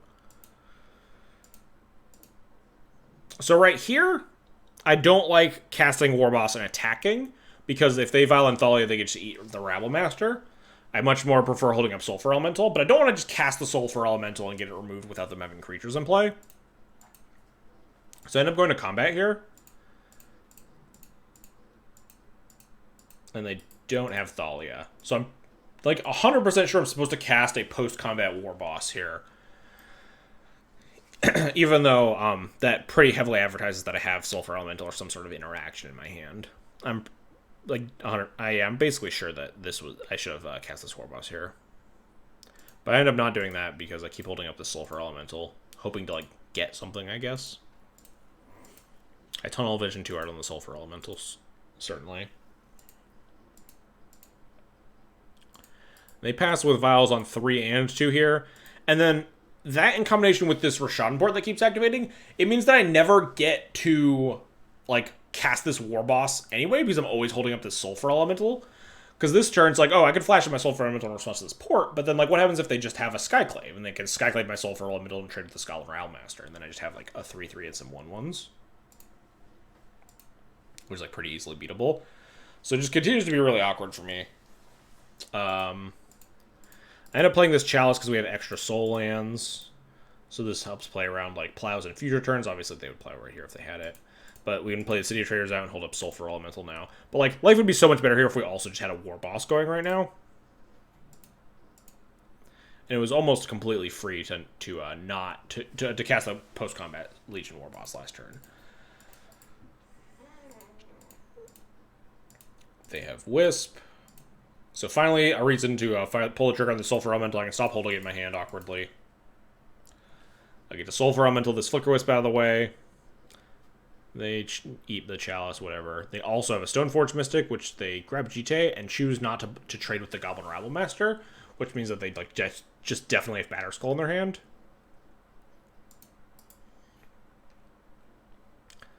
And then they just put it in my upkeep for whatever reason.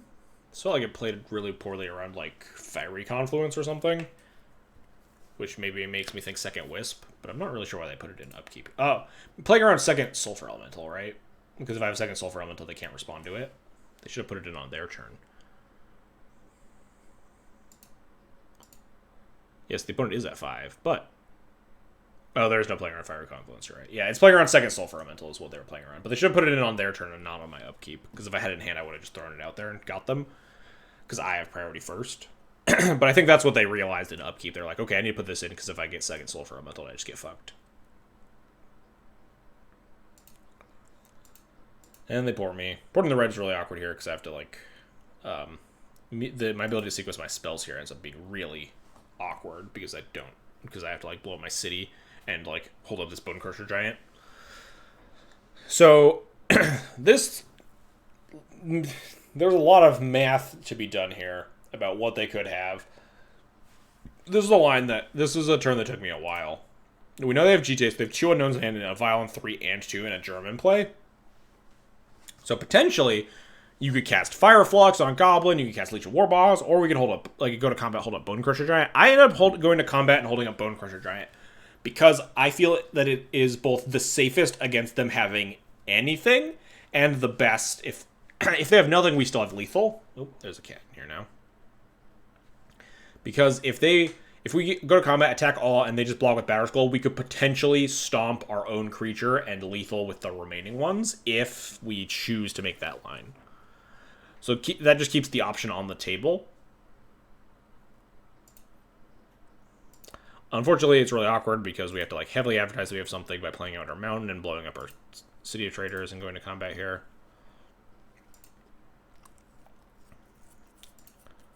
So we get to send with the entire squad.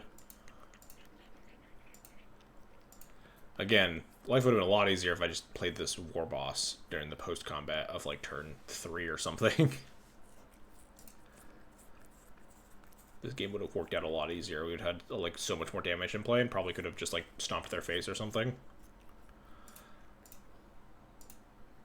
They think about blocks for a while, end up blocking like this. And I wait for them to do something, because obviously they're still just dead here. They're taking 1, 2, 3, 4, 10, and they're only getting 4 here, so they're going to 9. So they have to make the first move. So we don't have to stop anything yet. They end up using a Flicker Spear, which kills itself because the Sulfur Elemental is still in play. And it targets my Goblin Rabblemaster. So I have to sit here and math out exactly how this next turn is going to break down. They have 2 cards in hand. One of them is an Umezawa's Jite. What happens if I don't? What happens if I don't stomp here? What happens if I stomp this Germ token? What happens if I like post-combat cast Legion Warboss or something like that? I spent a while here trying to math this out, and the math works out such that they're taking 0 here. They're staying at 5. They're getting 4, taking 4. We're losing a Sulfur Elemental. If I kill this Bone Crusher Giant, and they're highly incentivized next turn. Or if I kill this bone. If I Bone Crusher to trade Sulfur Elemental into this Germ, they're highly incentivized to, if they hit a 5th land, fully equip this Stoneforge Mystic with a Batter Skull and hit me. They go from 5 to 10, and we untap with 4 Goblins and a Goblin Rabblemaster. They're totally tapped out. They can't mess with my mana. We can go double War Boss, get 7 Goblins, attack for 7 plus a giant Goblin Rabblemaster, which is enough to kill them unless they block exactly the Rabblemaster, which trades their only creature in play, which is the Stoneforge Mystic, and then we win the game from there, which was all the math that I had to work out over, like, I don't know how long I paused, probably like 3 or 4 minutes trying to math all this out. I think for a while here, end up doing this play, punch the, stomp the Bone Crusher Giant, Rabblemaster comes back. They do the exact play that I figured they would. Attack me with the Batter Skull and the Stoneforge Mystic. Obviously, they have one other card in hand other than this Jite. If they have another creature to violin, things go very badly. But we don't really have the luxury of playing around that. So we draw another Rabble, which is nicer to play than a War Boss. Not that it really matters. But we get to do the exact thing I talked about. Make 7 Goblin tokens. Attack with everyone. They have to block this Rabblemaster. If they block a token, they take exactly, like, I think 1 more than lethal, right? They take 6 plus 9. No, it's exactly 15, yeah. Exactly enough Goblins so that they can't just block a Goblin token and continue to gain life off the Stoneforge. They have to trade their creature with the Goblin Rabblemaster, then that lets us take the board and win. They think about it for a while, ended up doing that play, and then they die. God. This game was fucking hard, but, like, the play with, like, holding up Sulfur Elemental was, like, really awkward. And if I just, like, played a Legion Warboss on, like, that turn 3, that game becomes a lot easier. Just really easy to like, tunnel vision in on, like, oh, I just need to, like, cast my really broken card. But, like, it's okay to cast these things post-combat when it's, it's obviously, because it's, like, obviously it wasn't correct to cast the Legion Warboss pre-combat that turn, because, like, my opponent has Thalia, we just get wrecked, we had the Sulfur Elemental, we could have prevented it. But after they don't have the Thalia, I think it's easy to spend your mana, even if it advertises things. I think we'd rather spend our mana than just sitting there holding our Sulfur Elemental waiting for the chance to get them, you know? Easy to tunnel vision on those plays. Anyway. That was a game that involved a lot of decision-making and, like, mathing out exactly where that, like, stomp wanted to go and stuff. Alright, round 6. Well, I don't even remember what round 6 was.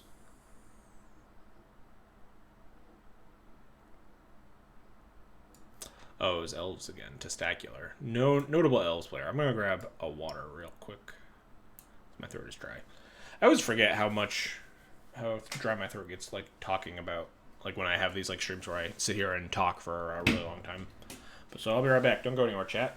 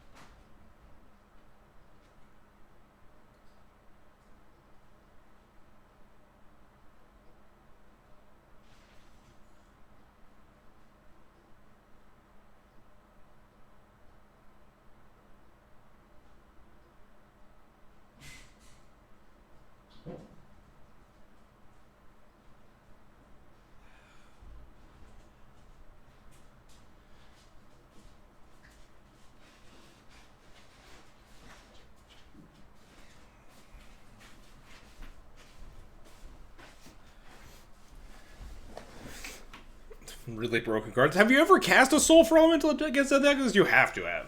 The card is really good against Death and Taxes. The card is super fucked up.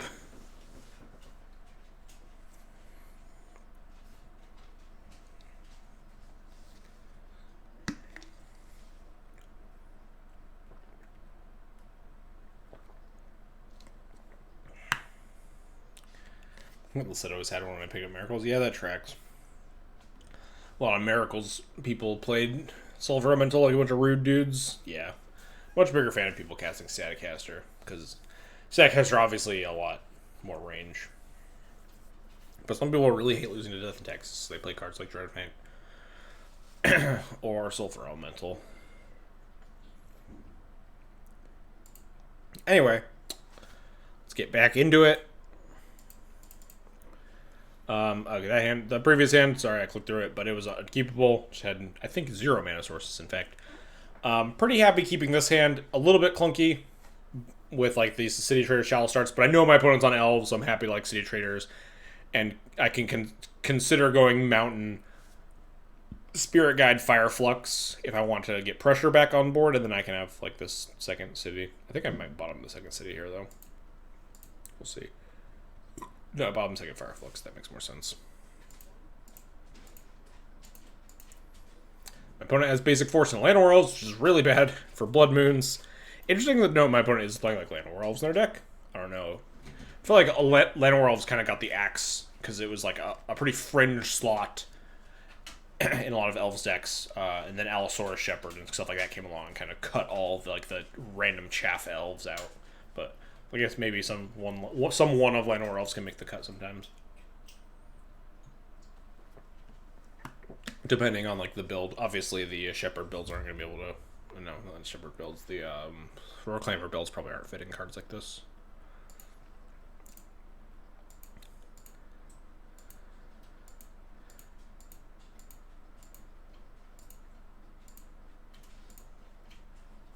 Drawing Shatter Skull Smashing is really good. Very happy to pick that one up. I decided to actually Spirit Guide out the Chalice of the Void. Hey, cat, quit that. Quit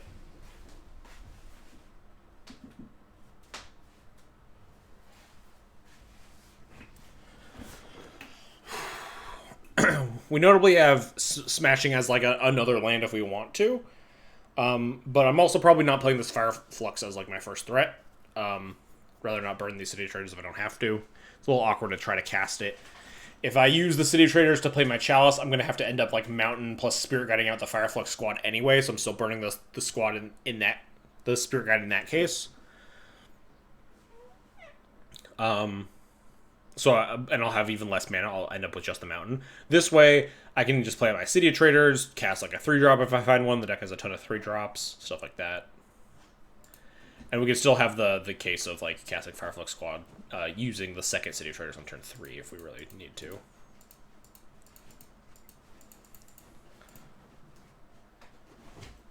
There we go. Opponent is double... Oh no, my opponent fetches that Basic Forest. Just Visionary and attack me, so I'm not super scared here.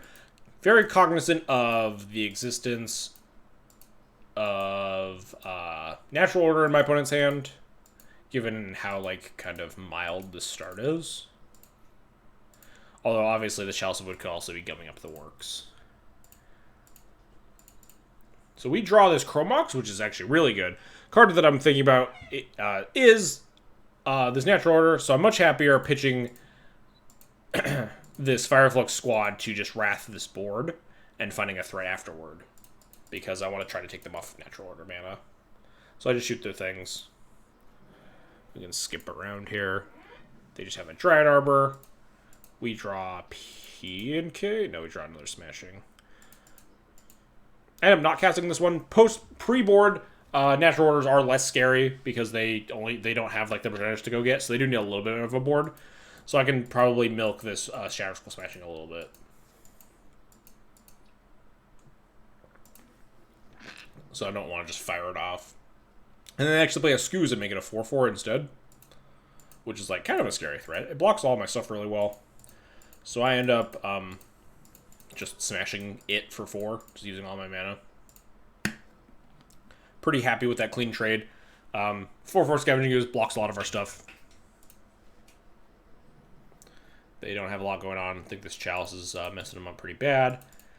Happy to get the PNK online first, rather than the Rabble Master here, because I want to be able to start shocking things. I want to keep their board low so they can't kill me, because this is pre-board. Their natural orders are for Crater of Behemoth, so if you can manage the board, you're in a lot better position.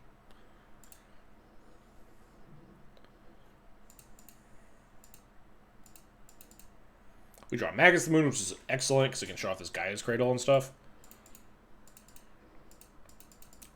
Happy to attack all here. Even if they wanted to trade with the PNK, they can't. They would just lose an extra creature, because we could chuck a Thopter at the other blocker if we want to. So they don't have any good blocks here. And I'd rather just play this Magus the Moon here. Hose a ton of their green mana. Turns off this Gaia's Cradle. They still don't really have like quite enough creatures for a big scary Crater of Behemoth. I think they need like maybe one more for a really threatening hoof, especially with like our board state.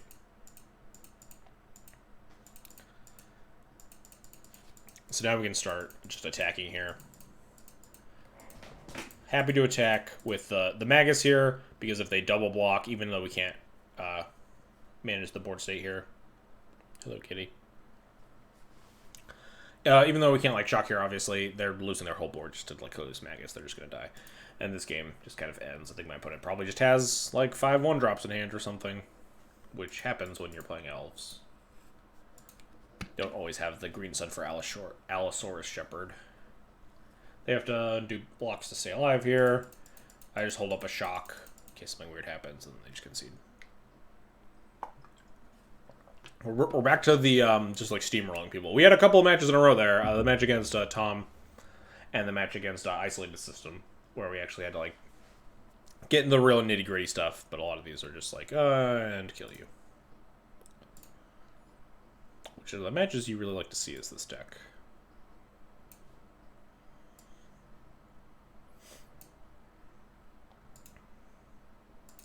Trying to skip through my opening hand this time. Hand's great. We have turn 2 Trinisphere, which is a big fan of against elves, and we have multiple Blood Moon effects, and we have PNK. Blood Moons are really nice because it helps against Gaia's Cradle, which is obviously really good against Trinisphere, etc., etc. Happy to keep this in, not really looking for anything better. They have another start with Llanowar Elves. We draw a Chrome Mox, which is the nut. I pitch this Blood Moon because, you know, Blood Moon not really going to do a lot of good here. This Trinisphere is just amazing, though. Or this Chrome Mox is amazing because it makes us turn 1 the Trinisphere instead. They oof me, which is actually a bit awkward because I really, really want to cast this PNK on turn 2 to start shooting their stuff. And it means that if I actually cast this Magus the Moon, then I get hosed a little bit because I can't even cast my PNK the following turn.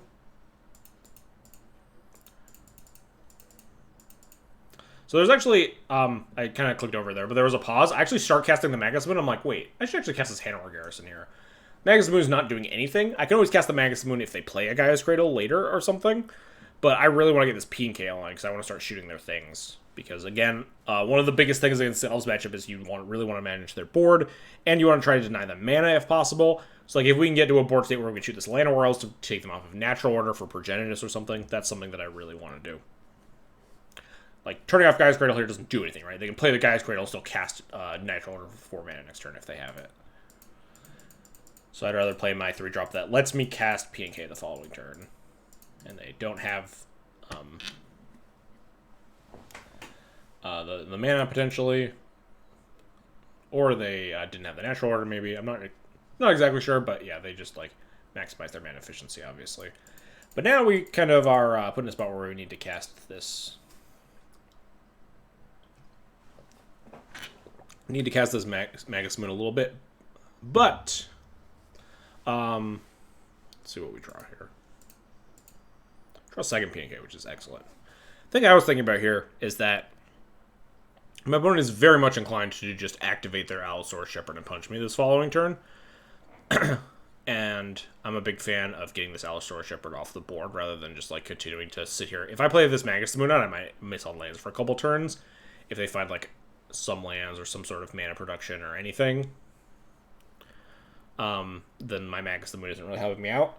If they activate Guy's Girdle here, this Collector isn't an elf. They can actually only attack me for like 15. We're at 16 here. If we block, when we tap this, we get a 14. We can block 1 and still stay at 4 life, which is pretty big here. So I actually make the judgment call to cast the P&K to manage this Allosaurus Shepherd more than I want to manage this Guy's Girdle at this point. This has become more of a priority to me. And just getting my my pinger online here. I don't attack with the Garrison here because I want to be able to block this Collector Oof easier. My plan is to just chump block 1 of these things and take 10. I would go to 4. If this Collector Oof got to attack 2, I would go to 2, and I can't tap this Ancient Tomb. So I need to be able to just check this Collector Oof, so I can't really attack here. So they do basically what I expected them to do, which is just activate Shepherd, punch. I chump block 1 of them, go to 4. Basically exactly what I had planned. Draw Chromox, really awkward with this Trinisphere. But now we have our opportunity to shoot this Allosaurus Shepherd. It's a little awkward because we're going to 2 life and we can't cast anything.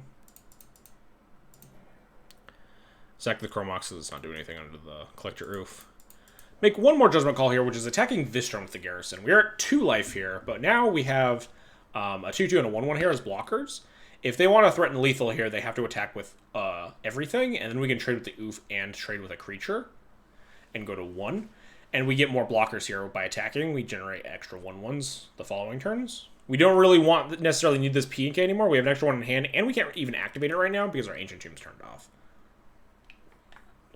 So if they want to trade Grizzly Bears, I'm perfectly happy to do so. Is my judgment call on attack. Can you stop? Can you not do this?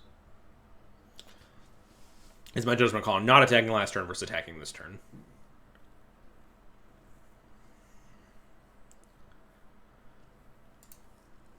So we do attack, they get to eat one of the humans, but we generate extra blockers for future turns. But then they just have second Cradle and Green Sun Zenith for Crater Roof and kill me, which is unfortunate because we could potentially Magus them next turn if we drew a land. Jeez, your claws are sharp when you cut these. Your claws are too sharp, kitty. I was trying to minimize the amount of turns they had extra mana here. Maybe it was correct to cast the Magus of the Moon, right? But the way that this game kind of broke down, it would have been a little bit awkward. We might have been able to like cast the. We had Magus in play. They couldn't have attacked me with that like big Allosaurus Shepherd. We maybe could have paid a 3-mana Chromox, pitching 1 P&K to the, and then the following turn cast the other P&K. It might have ended up being better. I might have tunnel visioned a little bit too much on getting this P&K online and underestimated these guys' cradles. They notably did need like double cradle to kill me. And there were like a couple turns where they could have had Eno and didn't. So it was specifically the double cradle activating the Green Sun. That was the big thing. Can we not? Can we not? Stop.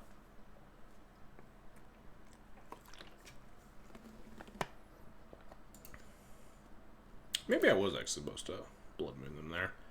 Maybe the cradle was just like too good. It's really focused in on like trying to minimize the damage of the stuff like Allosaurus Shepherd in Natural Order, though. Okay, you can't continue to be here. You are just being a pest.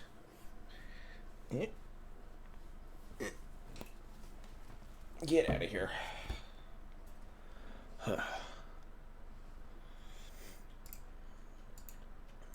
I don't recall. This game is probably just a horrible beating. This hand is just amazing. Turn 1 Chalice, turn 2 Moon, turn 3 War Boss. Easy keep. Put him mulls to 6. We play turn 1 Chalice. My opponent does nothing. We play turn 2 Moon. My opponent casts a 1/1. We play turn 3 War Boss, and my opponent dies. Nope, they have more lands. We draw Trinisphere, which is really gross. We still could die, but they need... The fact that we have Blood Moon in play means they need second basic forest here to, like, Natural Order me, so I'm not super threatened by that. They just have more mountains. We get... we have Shatter Skull Smashing, attack them for, like, 9 here. 1, 2, 3, 4, 5, 6, 7, 8, 9, yeah. Yeah, one of those games where you just like play your hate cards and they die. I don't know why everyone's like so down on like so many of your games are just like, oh, you play your hate cards, your opponent rolls over die. That's fucking great. Like, if your opponent doesn't get to play Magic, that's super good for you. If you just have these subset of games where you just annihilate your opponent, they don't get to do anything, that's amazing. Like, so little opportunity for like your opponent to try to make some like super big brain play and like one up you or something, or for you to like mess up. Everyone's so down on just annihilating your opponent like that. Like, oh, if I cast my cantrips, I get to make more decisions. But like, sometimes you just get to fucking murder your opponent, and it doesn't matter if they get to make decisions. So now we're on to round 7. This one was a rough one. My opponent, known to be playing mono blue Thought Lash.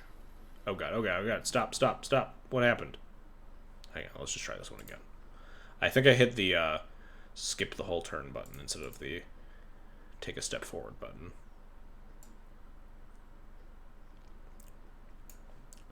So my opponent is on the mono blue Thought Lash deck.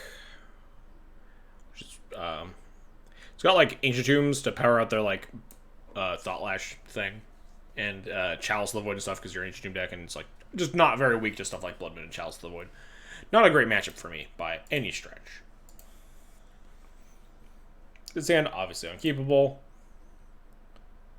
I think some people with the coin flippy nature of it, because I think you'll happen with Red Prison where you get obliterated when your answers line up terribly. Yeah, but that's like, you get to make a lot of just like that happens for a lot of decks, right? Like when you play Death and Taxes and you like keep your Thalia hand, your opponent keeps their like Stoneforge Mystic hand. It's like, oh no, I'm fucking dead, right? Like every deck's gonna have like non-games. People just like to pretend that casting your cantrips gives you like this like extra. Yeah, people. It feels worse when it happens with Red Prison, but like it's the same fucking thing.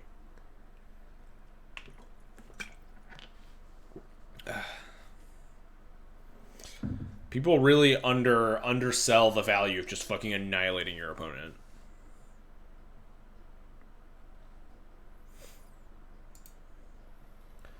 My opponent mulligans to 6. I'm mulligan to 6.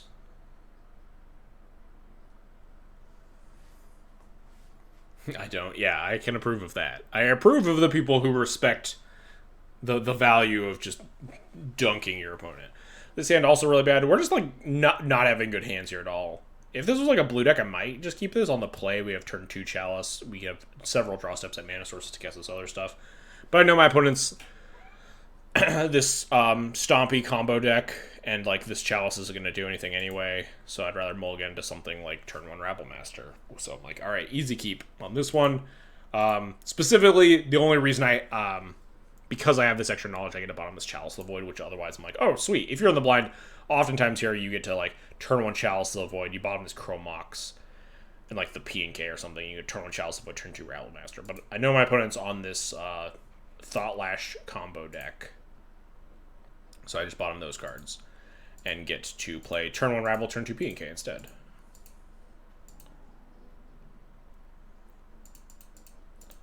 And I don't get to play turn 2 P and K because I need to pitch this, but you guys get the idea.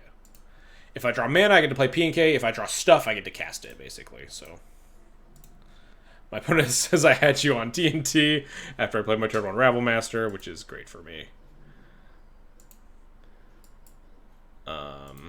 And then we draw stuff to cast. Makes so that we're never casting P and K, but I just want extra stuff in play instead. And they're just going to die. And yeah, they just concede.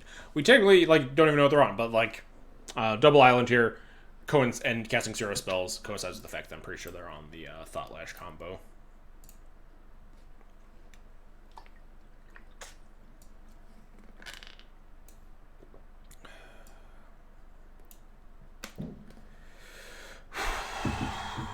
All right.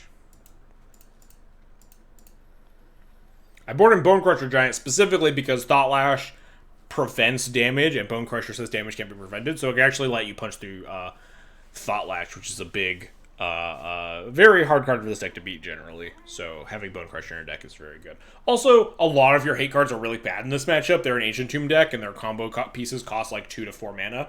So like Trinisphere is not even that good. I kept in Trinisphere over stuff like Chalice or Blood Moons because Trinisphere at least inhibits them from like the other combo, not Thought Lash, Paradigm Shift. Because it makes Paradigm Shift cost 3 and then Thassa's Oracle cost 3, so that's at least more expensive.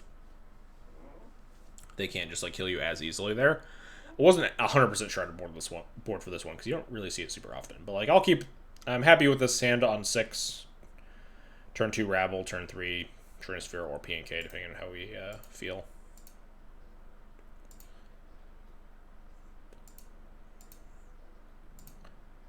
This is just never hitting a creature, so I'd rather just play it out now. Maybe that's actually wrong. If we draw, like, Chrome Mox, might actually pitch this, and, like, my life total doesn't matter in this matchup ever. So it probably is actually a little bit incorrect. They play Shelldock Isle, which is, like, pretty scary. A reason that, like, maybe I should think about keeping in Blood Moons instead. Don't know actually how many basic islands this this opposing deck plays. But we just get our Rabble on. Then they have Thought Lash. I decided to play Trinisphere here because I want to try to inhibit them from doing extra stuff. If they don't have another mana here, and this has a Thassa's Oracle underneath it, they can't cast the Thassa's Oracle because it costs them one mana plus tapping this to activate, and then they have to pay 3 mana to cast it anyway because of the Trinisphere. So I'm going to try to inhibit them from like this Thassa's Oracle under there unless they have another mana source. But I believe they have a land, and I'm pretty sure they just have the Oracle in hand. Yeah, so then I concede.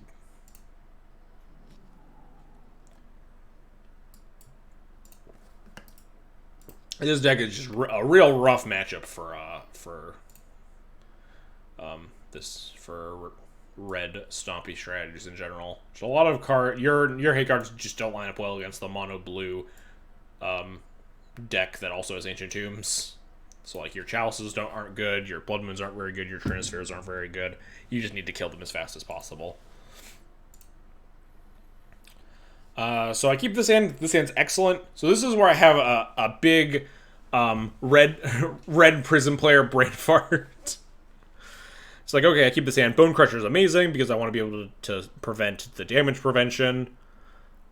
From Thought Lash here, and I can turn one this Rabble Master, right? Land, Spirit Guide, pitch the Magus to Chrome Mox, play the turn one Rabble Master, just get my beats going from the get-go.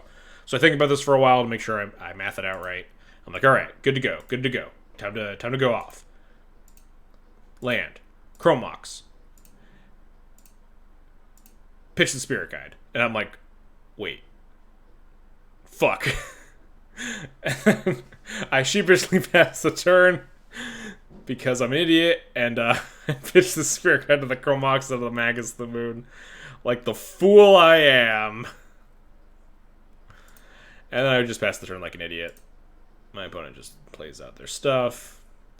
I play my turn 2 Rabble Master. We draw this Torpor Orb, which is excellent. I cast my turn 2 Rabble Master like a fool. My opponent says land go again. We have extra Rabbles.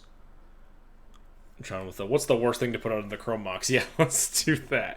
I think putting the Rabble under the Chrome Mox probably would have been worse than putting the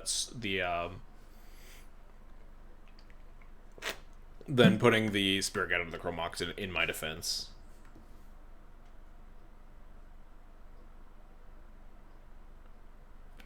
Oh, wait, hang on. Someone's tagging me in an urgent post. I think they're currently playing.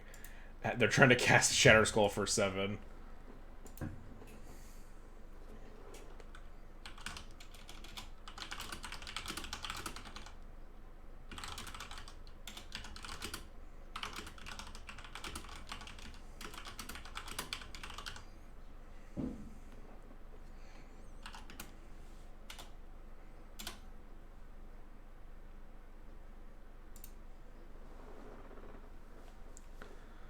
At least at Rabble, it's a turn 1 of Magus, something like that. Turn 1 Magus isn't very good, though. Like, my opponent's gone Island Petal into, like, Island again. Like, Magus is just, like, this Grizzly Bear.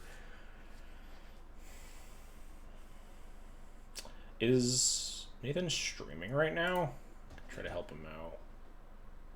If he's streaming. Doesn't look like it.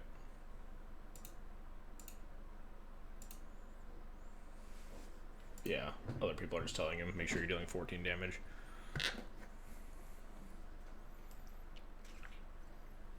Okay, so drawing this Rabble Master is great, because I get to continue to punch face here. They daze my second Rabble Master. Notably, they don't daze until they can pay for it, which is pretty big, because obviously they're a pretty mana-intensive deck.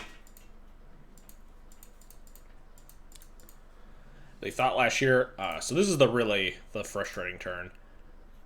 So I have 24 mana sources in my deck at this point, so it's almost a 50% chance to hit.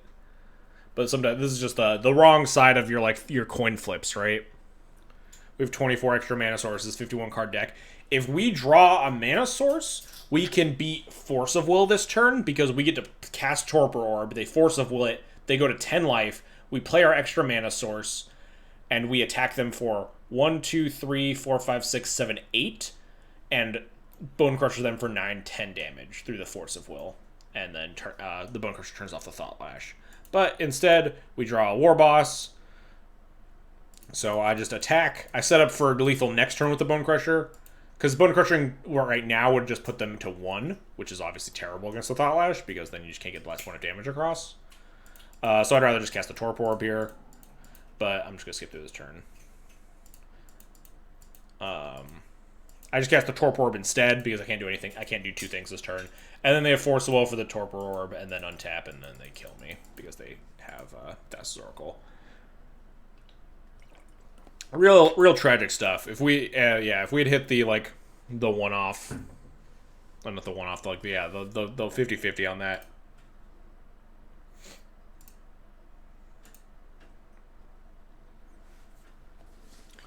Then we get to beat this Force of Will, but they had it and we didn't, and then we died.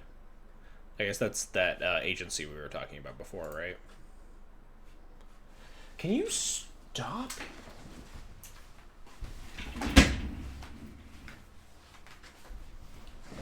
Punk. Alright, he figured it out. I'm glad. Did you consider just having it instead? I tried my hardest. I really tried to will that mana source to the top of my deck. It did not work. I could have potentially tried to hack Moto's servers and put the land there. Yeah, they definitely just wanted it more. They had Force plus blue card plus Thassa's Oracle there at the end. Also on me, I think I never went back and mathed that out, but there's potential if I end up with that turn 1 Rabble Master, then then the math changes somehow. I'm not 100% sure. Not exactly sure how the life total math works out. Redeemed talk trash about Luminarch Aspirant. Alright, so we want to talk about cards that this deck can actually beat. Don't ask me why I redeem this now of all times. Yeah. This deck can't beat Death and Taxes, but if you fucking cast a Luminarch Aspirant, what is that gonna do against this fucking deck? Luminarch Aspirant, just such a this is a super creature oriented deck. The card that you don't want to see of Death and Taxes is Thalia. Thalia is scarier than this card, right? Hey, quit it. Thalia's first strike. It blocks Goblin Rabble Master so easy. Well, it does ignore Torpor Orb, that's true. But it also dies to a Sulfur Elemental. It doesn't even get a trigger off Sulfur Elemental. Stoneforge scarier, Thalia's scarier. Just if you want to make your matchup, if you want to make this deck's matchup winnable, I should convince more people to actually put Luminarch Aspirant in their deck so I can actually win more games against Death and Taxes. Huh. Maybe that's my next big brain play. Or maybe this is my long con. Maybe the long con is convince people this deck is playable, so then I switch back to Death and Taxes and just dunk them. Hey, get out of there. Get. Hey, yeah, you.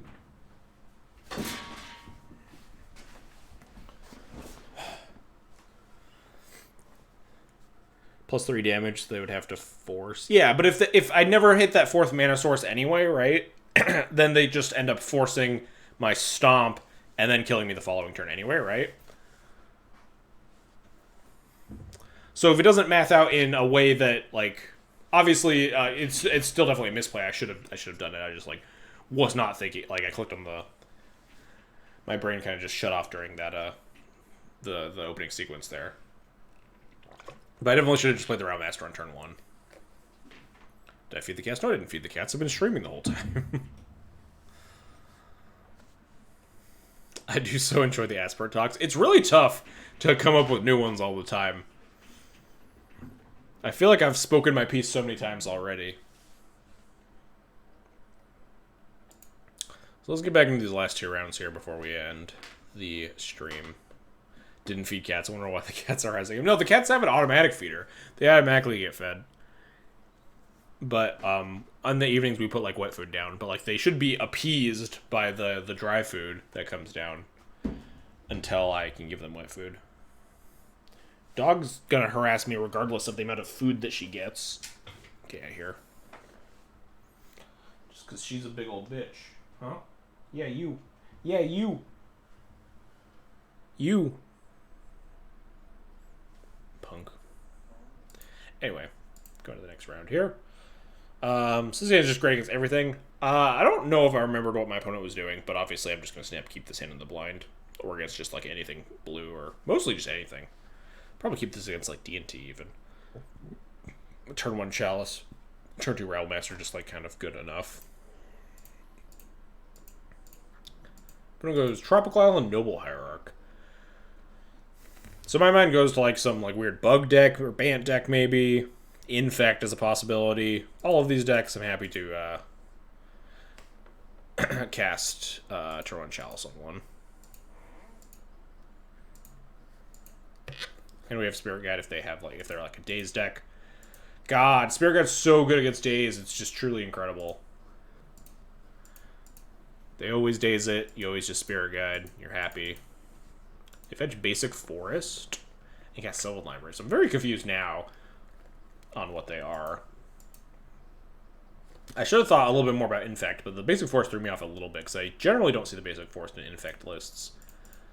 So because the Basic Forest was Noble, I'd rather get Pressure going than cast one of these Blood Moons. So I'd rather just attack them. Pretty straightforward. Also, because of the Sylvan Library, I really want to start pressuring their life total so they can't draw too many cards. Fast forward a little bit here. Then we unveil that they are, in fact... Ugh, excuse me. The sneeze came on too fast for me to mute. And dog was on my shoulder, so I wasn't really able to do anything. Anyway... so they are in fact on Infect. They take some damage from their Sylvan Library. They play this Blighted Agent. I'm very scared of this Blighted Agent because we can't do anything, but they are notably under this Chalice of the Void. So the next thing I want to do is try to inhibit their ability to cast extra spells to try to kill them with this Blighted Agent. So I'm going to pump out this Blood Moon because I'm pretty sure this Forest is the only basic in their deck. They crack the Misty anyway, probably to shuffle for their Sylvan.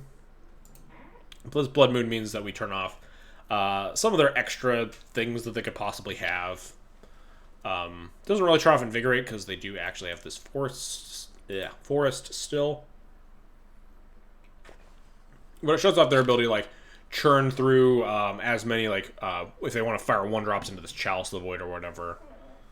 It turns off the ability to like have Inkmoth Nexus. What if this is actually wrong? Maybe I should have played second Rabble here. What is this Blood Moon turning off? Doesn't turn off Invigorate. The only thing we're dead to is like double Invig. Chalice one's already shutting off all the rest of the pump, except for Invigorate. Is there anything on 2? Not really, right? Hey, maybe this Blood Moon is just incorrect. Like, they can't cantrip. It turns off extra shuffles for their Sylvan Library, but I think they're pushing their life total also shuts off their Sylvan Library. Yeah, maybe that was wrong.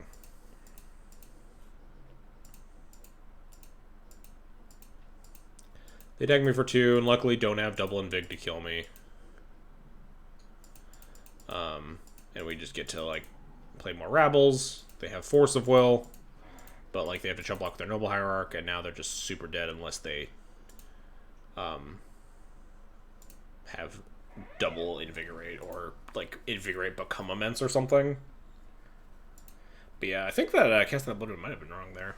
Like, what am I shutting off?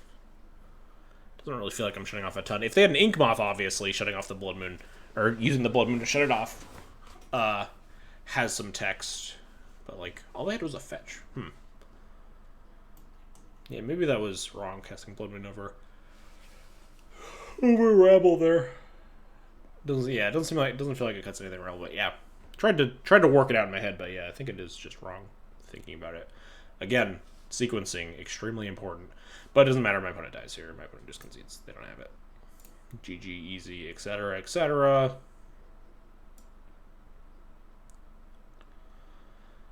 This is one of the matchups where I was like, God damn, this fucking Shatter Skull Smashing card is so good. Stop Crop Rob, but yeah, we have the Chalice for that. Yeah, I'm really not 100% sure the Blood Moon really shot off anything relevant.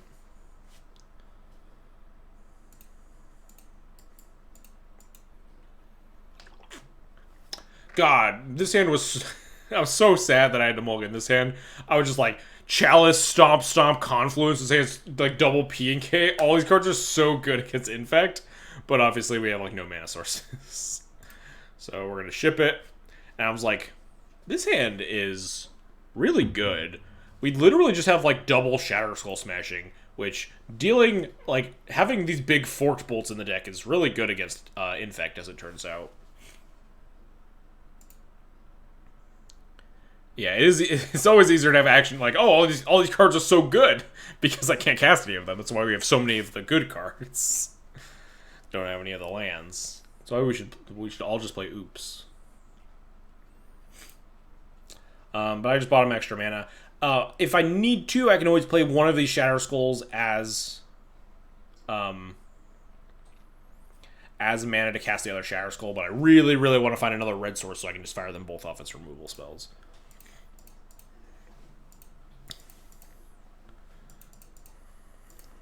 We immediately draw a second red source, which is amazing. Very happy to do that. My opponent also doesn't play an Infector here, which I love to see. Not dying this turn is incredible, because we get to like untap and start using Shatter Skull Smashing here. So we'll just obviously cast the only spell we can cast in our hand. Nothing interesting here. Blah, blah, blah. Skip this. But it then has Blighted Agent, plus Fahrenheit Catacombs, plus a second Noble Hierarch. So, what I decided to do here is, get this fucking cat off the desk is what I decided to do here. Hey, quit it.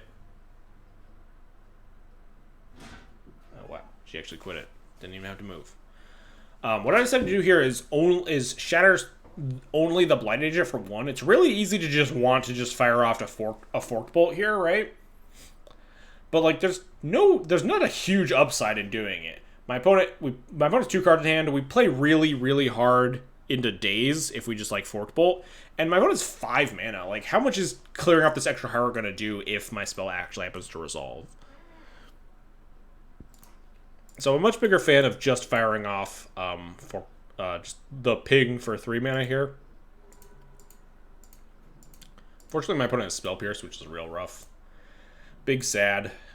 Was hoping that they would have had to use Force and like empty their hand. But we get to keep punching for a bunch of damage here. Rabble Master's really good. Again, this is one of the big things that I really like about like these the aggressive versions rather than like the sit back with like Chandra Karn versions.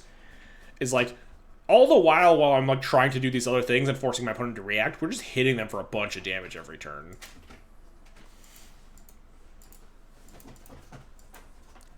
So my opponent gets to attack me for 3. We are dead to a lot here. They got to see several cards. They had 1 card in hand and got to look it through with Sylvan Library. So they do need to have double pump within those 4 cards, which they don't. They even have this land here, so they have 1 card in hand. So now we can't get Force of Willed. We can only get Dazed or like second Spell Pierced. So again, we just get to fire off the Smashing for 1 to play around Daze. And now this game just feels like it's over. We have... we just attack for a bunch. They fetch to shuffle off the Sylvan Library, but like they're at 6 there in Chump Block my Rabble Master mode. They have Ink Moth, but we have Magus. So, like, they can chump block and go to 2 and try to kill him with the Ink Moth, but, like, now that they have 0 cards in hand, they're literally just dead because we Magus away the other blocker, or not the other blocker, the other Infector, and then the game's over. Yeah. Just this turn 2 Rabble Master getting online and then starting to cast our, like, removal spells and stuff. Just getting to chip away, which was just, like, really, really powerful that game. Like, if we had just sat there and done nothing, or, like, cast some, like, spell that didn't really reasonably affect a Blighted Agent, like, these Shadow Smashes were just so nuts.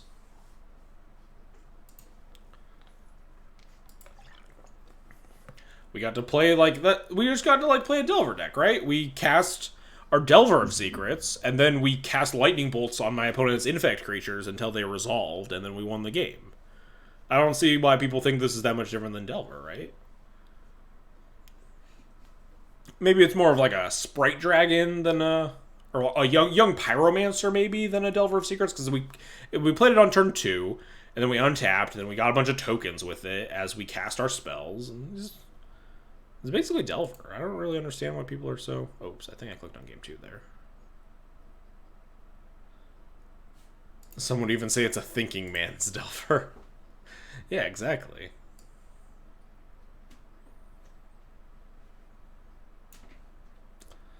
Last round here against Yama was not I mean, obviously when you're at, like, the relatively top tables, we're X and 2 at this point. Going into the last round here, this is a win and maybe in. You're going to see a lot of, like, known names and stuff. But wasn't super happy to see Yama because he was probably on some, like, Delver deck. Delver, I think the blue-red variants are, like, fairly good for this particular deck, at least. If he's not on, like, Rug or something. So my opponent rolls to 6. I'm very, very, very happy to keep very middling hands like these against Delver. Or, like, Control, where we want to just, like, really, like, play out. We have a spell that we can play on turn 2 and a spell we can play on turn 3 here. With, like, Rabble Master and Rabble Master, if we end up wanting to, depending on how the game looks, the texture of the game looks in these early turns, we can, if we want to play around days, we can just land, go, land, Rabble Master through days. Depending on the cards that we choose to play, we can really sculpt our game plan here.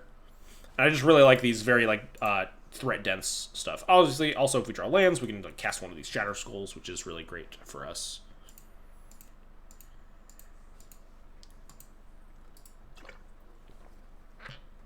So I think it's, like, really a trap to try to mold these hands to be like, oh, you're playing against Delver, we're going to mulligan for our, like, turn 1 Chalice, or, like, cast a Trinisphere in turn 1, just fucking get them. I think that's really, really a trap. Let me fast forward here a little bit. Preordain, we draw 4 drop, which is really rough for us, but happier playing out my tap land here. They get a threat online. We have... But you would fucking get them? Yeah, I mean, that is the trade-off, unfortunately. Yeah, our draws here have not been stellar so far. I make the decision that we do need to start casting our spells here. My opponent has 4 cards in hand. The fact that we have missed on lands totally means we're going to start getting dazed at some point. We have 2 4-drops in our hand. We're going to get dazed at some stage of the game here. So we got to start firing off. They don't have anything, which is nice. We need to start punching. My opponent has Preordain, top bottom into Lightning Bolt on my guy. We miss on land for the 3rd turn, which is really rough because it means now we need to Lightning Bolt ourselves to cast a 2nd Rabble Master. Just really rough taking a turn off their Delver Clock for them, just so we can continue to apply pressure. But it also resolves. We're trying to erase this Delver of Secrets. Fast forward. They have a 2nd Bolt. We miss on land again, but we drew P and K, which is really good. Because once we get that 4th land, our spells have been resolving. P and K is really good at blocking Insectile Aberration. We can at least cast this Magus of the Moon. Get some more pressure going. Keep attacking. Fast forward, blah, blah, blah, blah, blah. We miss on land again. Draw 2nd P and K. Just not the cards we want to draw.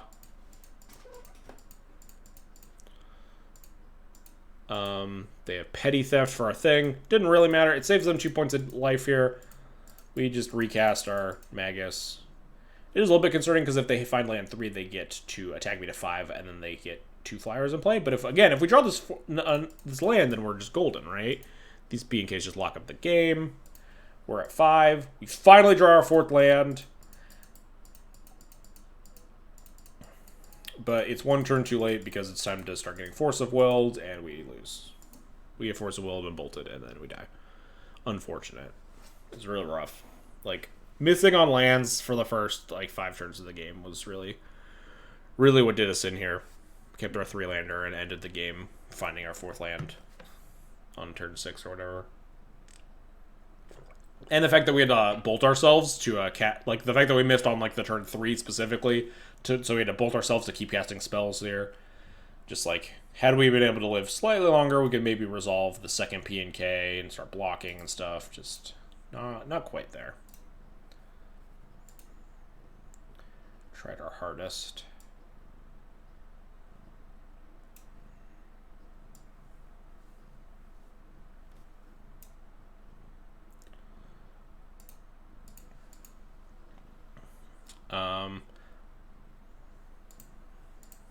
Oh, whoops. Let's get past that. The hand looked moderately okay. Let's go back to that hand. Sorry. Sometimes I click one too many times because I'm used to just clicking on this thing a bunch, trying to skip through. Whoop. That's not what I wanted to do. There we go. Try this again. This hand looks kind of okay. Maybe I was a little bit jaded. Maybe this hand is keepable. Maybe I'm jaded from the last time of not drawing any lands. But we have turn 2 shock, turn 3 multiple spells to play on turn 3. This confluence for later in the game after we've probably exhausted a lot of their reactive spells.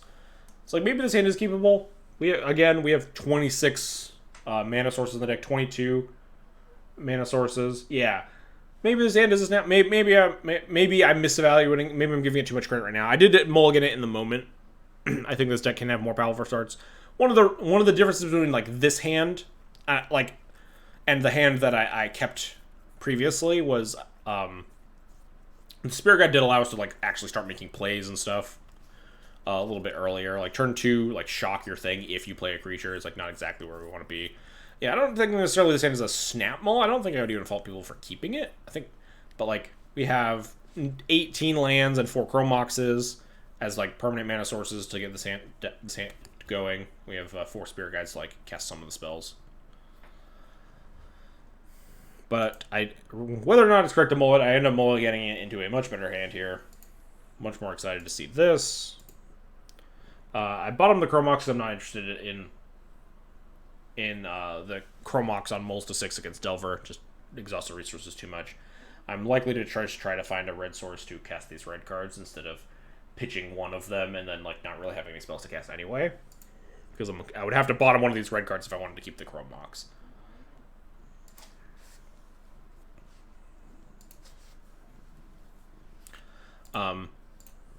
But I'd rather just fire off this Chalice. We're on the play, so it's easier to just fire off things around days. This Chalice just flat resolves, which is amazing. We're always a cat stream. We draw another land, which is great, because now we can cast our 4s. So I'm happy to slam this Trinisphere into a Daze if they have it, which they do.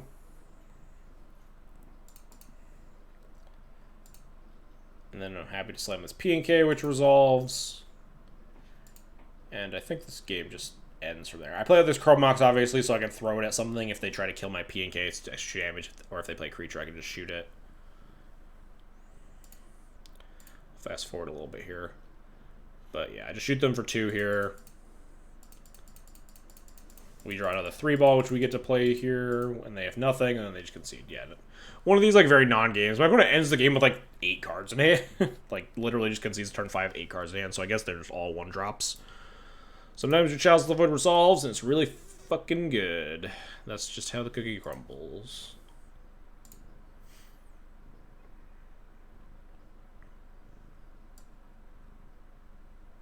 Does it qualify as a cat if it's only 2/3 of a cat? I would say it's more than 2/3 of a cat.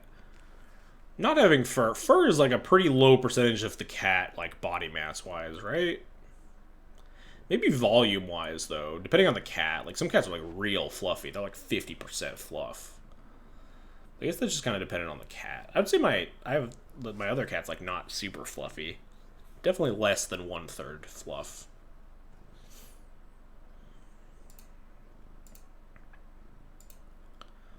We get into the game 3 here. So,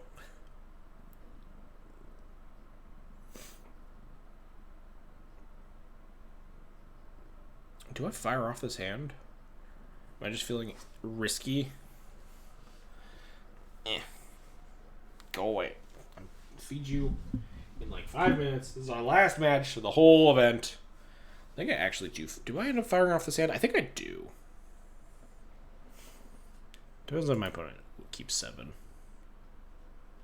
What squad is that? Fireflux squad? The polymorph guy? Go away. Come on. Go away.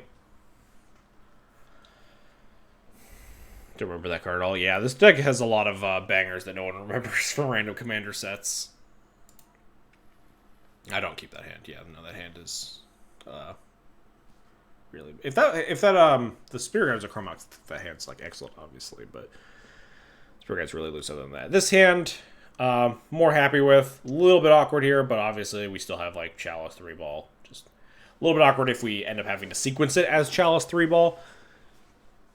Something we alluded to during like the Elves matchup is a lot easier to jam your hate cards when you know that your opponent won't have Force of Will for them. But like if we jam our Chalice and it gets dazed, not happy. So there's a chance we even like can lead with Mountain if we're planning on doing other stuff. We'll see. Bottom one of the 4 drops very clearly. Opponent leads with Swift Spear, which is really bad for us. Always really happy when Delver leads with just cantrip starts because pressuring your life total early is like just not what you want to see with this deck. Getting into the race this early is not super thrilling for us. So drawing this Chromox is excellent. It's a bit unfortunate because we have these really good red spells in our hand. But it does mean that we can cast our... I wonder if it was actually correct for me to pitch this Bone Crusher. I was a little bit concerned about resolving my spells here through Daze. So I was like, we're going to pitch our Fiery Confluence because it's just a bigger, beefier spell. It's hard to resolve. We're going to... And now we get to cast this Chalice around Daze. And, like, we can cast the Stomp around Daze. We could potentially cast the Trinisphere around Daze if I wanted to, like, float mana and play on my other land. Rather than casting Fiery Confluence. They Force Pitch Force.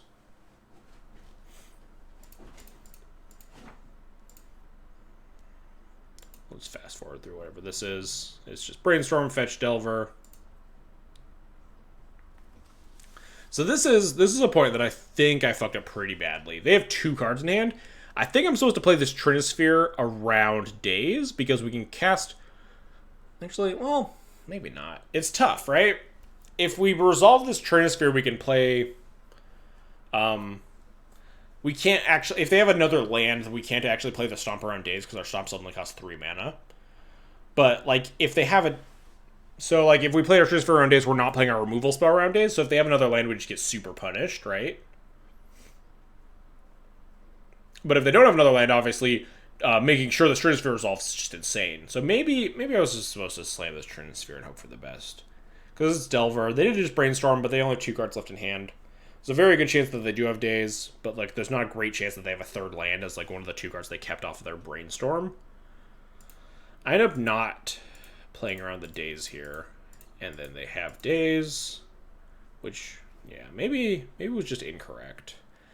Yeah, but the big issue is that if this Daze is there and they have 3rd land, like, we just die, right? We resolve our Trinisphere, then they Daze our Shock, and we're just taking so much damage. We're just super dying. I'm not 100% sure which was the correct line, honestly.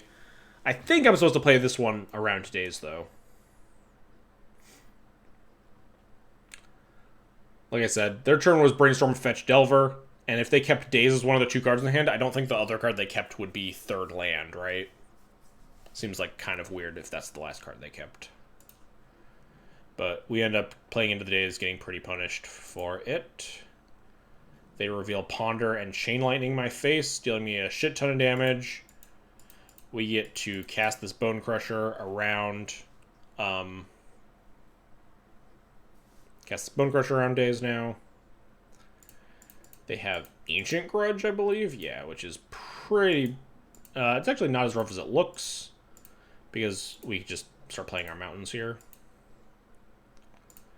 Obviously, can't cast. I'd really like to cast this Chalice on one.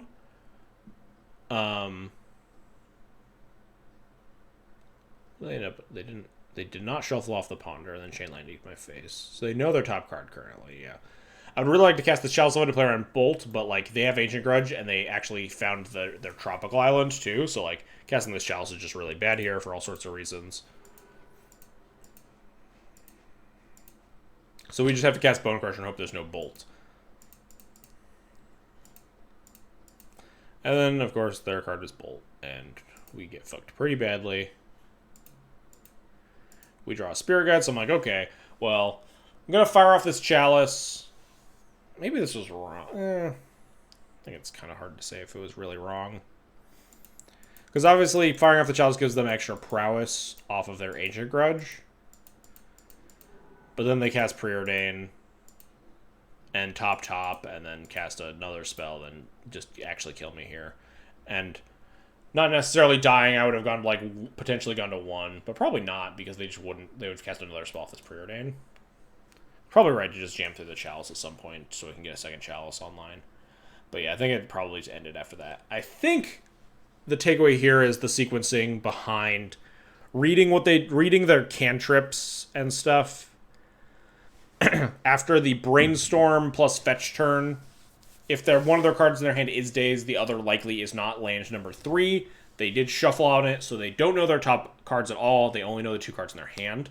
So if you keep Daze, your other card will not be third land. So we play the Trinisphere around the Daze, meaning that they can't cast any spell. They're locked out from the Trinisphere. We can play our third mountain out and shock the Delver. And I think that gets us across the finish line in a lot of scenarios. I think that was my like pretty critical misplay here. So like very distinctly, a lot of my game losses here were like missequencing through different like permission spells.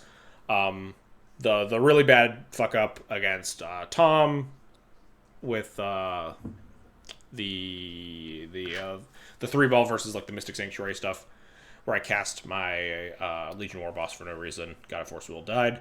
When I was 100% to win the game if I don't cast it. Stuff like this, decisions you make that it's obviously a lot easier to see hindsight, but it's also a lot easier to see once you like start talking about it, discussing it more, just thinking about it out loud in front of other people. You kind of get to zoom out. Once you're in round 9 here, game 3, a lot of pressure. It's a lot easier to zoom out and think about these things. And say, like, hey, maybe if my opponent brainstormed and then fetched and then cast Delver of Secrets, like, if I'm playing around Daze, if I think my opponent has Daze in their hand, their other card is never going to be land 3, right? So I'd rather City of Traders, float 2 mana, play my mountain, cast my Trinisphere around the Daze, and then play my third land, my third mana source, and get to, like, stomp this Delver of Secrets, and then play my 4/3 to block the Swift Spear, etc., etc., etc. So yeah, a lot of these losses were definitely on me. Definitely could have played better. I had only picked this deck up for like a week or something prior. I started playing it after I played the challenge the prior week to Texas. I'd granted a lot of leagues with it because this deck is really fast. Did a lot of talking here, so let's try to just recap and end the stream. Yeah, I said maybe a challenge if there's time, but I always underestimate how long these things would take. This was like... Yeah, this was like 3 hours. This is longer than a league would have taken. But anyway, I think this deck is like just genuinely very powerful. I think you're pretty well off against the aggressive Delver decks, blue-red specifically. I think you're a lot better off than stuff like Eldrazi was. I was a big fan of Eldrazi, but I think that deck in general is like weaker to a lot of like Wasteland strategies and stuff. Really like the power of Blood Moon plus like Trinisphere in your deck, not just being like a Chalice of the Void plus like creatures, like Eldrazi is. You just get like extra, oomph in your like combo matchups, or your control, like a lot of matchups where you get to like just slam your hate piece and like kind of lock them out. Whereas Eldrazi kind of plays on a little bit more of a fair axis. So yeah, that's just kind of this deck in a nutshell. Trying to break down a lot of my matchups. I know I had got a couple people to reach out to me about like sideboard guides, like interesting stuff. So hopefully this video this stream has can help some people kind of like figure out how important sequencing is, figuring out maybe not sideboarding because I didn't show sideboarding in any of those games. I just went from game 1 to game 2 to game 3. But figuring out sequencing, figuring out like mulligan decisions, stuff like that, my thought process and various key points in matchups and like what your in general like your strategies kind of are versus a pretty wide range of decks. So I hope that was helpful because that was definitely my intention, trying to help to put some helpful material out there for would-be Chalice of the Void players, so you too can kind of just drool on your playmat a little bit while you turn your creature sideways and your opponent cries as they look at their hand of uncastables. But yeah, really like this deck. Not really sure where the Legacy meta is going, if it shifts to a place where this deck isn't good at some point. I think one of this deck's worst matchups outside of like Death and Taxes, Maverick decks is Sneak and Show. Sneak and Show has traditionally been the best deck against Stompy strategies. Good against Blood Moon, pretty good against Trinisphere, and like decent against Chalice of the Void. Because their combo doesn't revolve around casting 1-mana spells. It's mostly just like Show and Tell and their thing, kill you. This deck doesn't have any game against just Show and Tell and Fatty. So you can't beat the Emrakul or the Grizzlebrand. They don't need to find the Omniscience necessarily. You can do some stuff in the sideboard with like Tumble Magnet or whatever. I've seen it, but it's like very narrow. If Sneak and Show rises up more than like Doomsday and stuff, then that's like distinct possibilities. But yeah, I think this deck is really powerful. It has a lot of game versus the control decks, and just like the blue decks in general. I really like its matchup against a lot of the combo decks, the fair decks. Your weakness is definitely just like Death and Taxes, just fade that matchup. Can't beat it, except for the time I beat it. Got pretty lucky. Also messed up sequencing there. Like, again, there's like a lot of like little moving pieces. Maybe not little, because like you do broad sweeping things. A thing that I like to say is that decks without cantrips make very much more impactful macro decisions. They make like just one or two big decisions in each turn based on like sequencing your spells and stuff. Versus blue decks make a lot more micro decisions of like which cards how do I stack my Ponder, when do I shuffle, what cards am I shuffling with my Brainstorm and stuff like that. You're making a lot more decisions, but they matter a lot less individually. You can stack your Ponder incorrectly and still win like 90% of the games you flipped and swapped. You flipped the last two cards on your Ponder or whatever. You shuffled away the wrong card on a Brainstorm. Stuff like that. Just because those decisions individually are less impactful. Flapped. Yeah, I don't know. I'm tired. I've been talking for almost 3 hours now. The fun of Angie's Ravager seems odd. I wonder if it could be better sort of something else. I think Angie's Ravager is really good, and I kind of wanted to experiment playing more, actually. Wonder if it's good, if it's better than Hanwar Garrison in enough scenarios to warrant like a higher inclusion in the deck. It is really powerful when you get to attack with it versus a lot of like the fair decks. Versus Hanwar Garrison is kind of similar. They both actually need to get to the combat step, like the following turn, unlike stuff like Rabblemaster and War Boss. So there is some comparison in them. Yeah. It's just like an extra card. The math ends up kind of like working out nicely against a lot of like the control decks, or like you'll bring this in versus like Miracles, whatever. You get to cut your 7 Blood Moons, and you get to bring in like Trinisphere, Sulfur Elemental against like Mentor, and like extra Garrison. But yeah, having 3 Hanwar Garrisons total and 1 Angie's Ravager 75 is a little bit odd. This is like literally just 75 copied from Basuta's list, not last week, but the week before that, the week before the showcase. I think they top 8'd or top 16'd or something.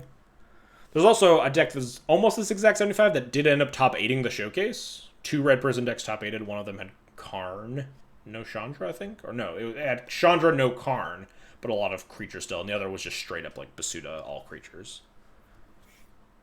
So yeah, this deck had a really good performance. I ended up top 32. Got snuck in at 30th or whatever. I think my breakers were actually pretty good because one of my losses ended up in top 8. Tom, the Bat Miracles player. But yeah, enough talking. Enough talking. Did you feed Lily? I'm wrapping up the stream. Okay. So, I've talked about this for long enough. And it's time to go host someone else because I'm tired. And your children are starving. They're not starving. They'll live.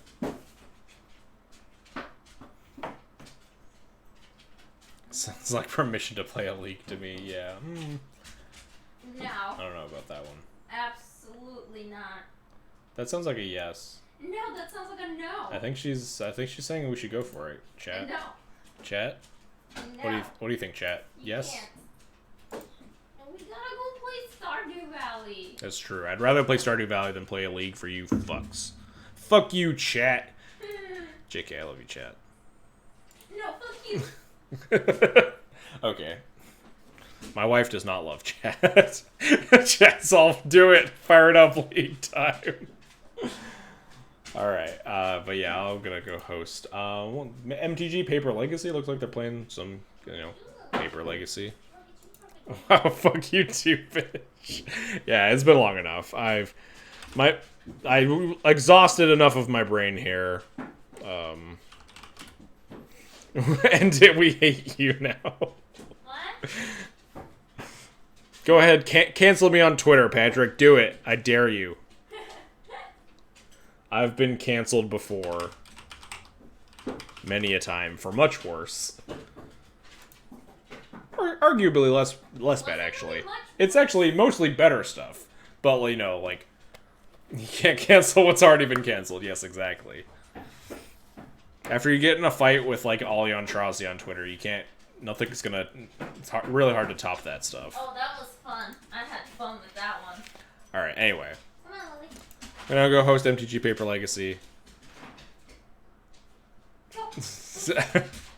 Jarvis, I believe you clicked on the wrong redemption feature. You wanted to ask a dumb question, not ask a smart question. Lily. I'm not going to refund you, and I'm not going to answer your question. Lily. Goodbye.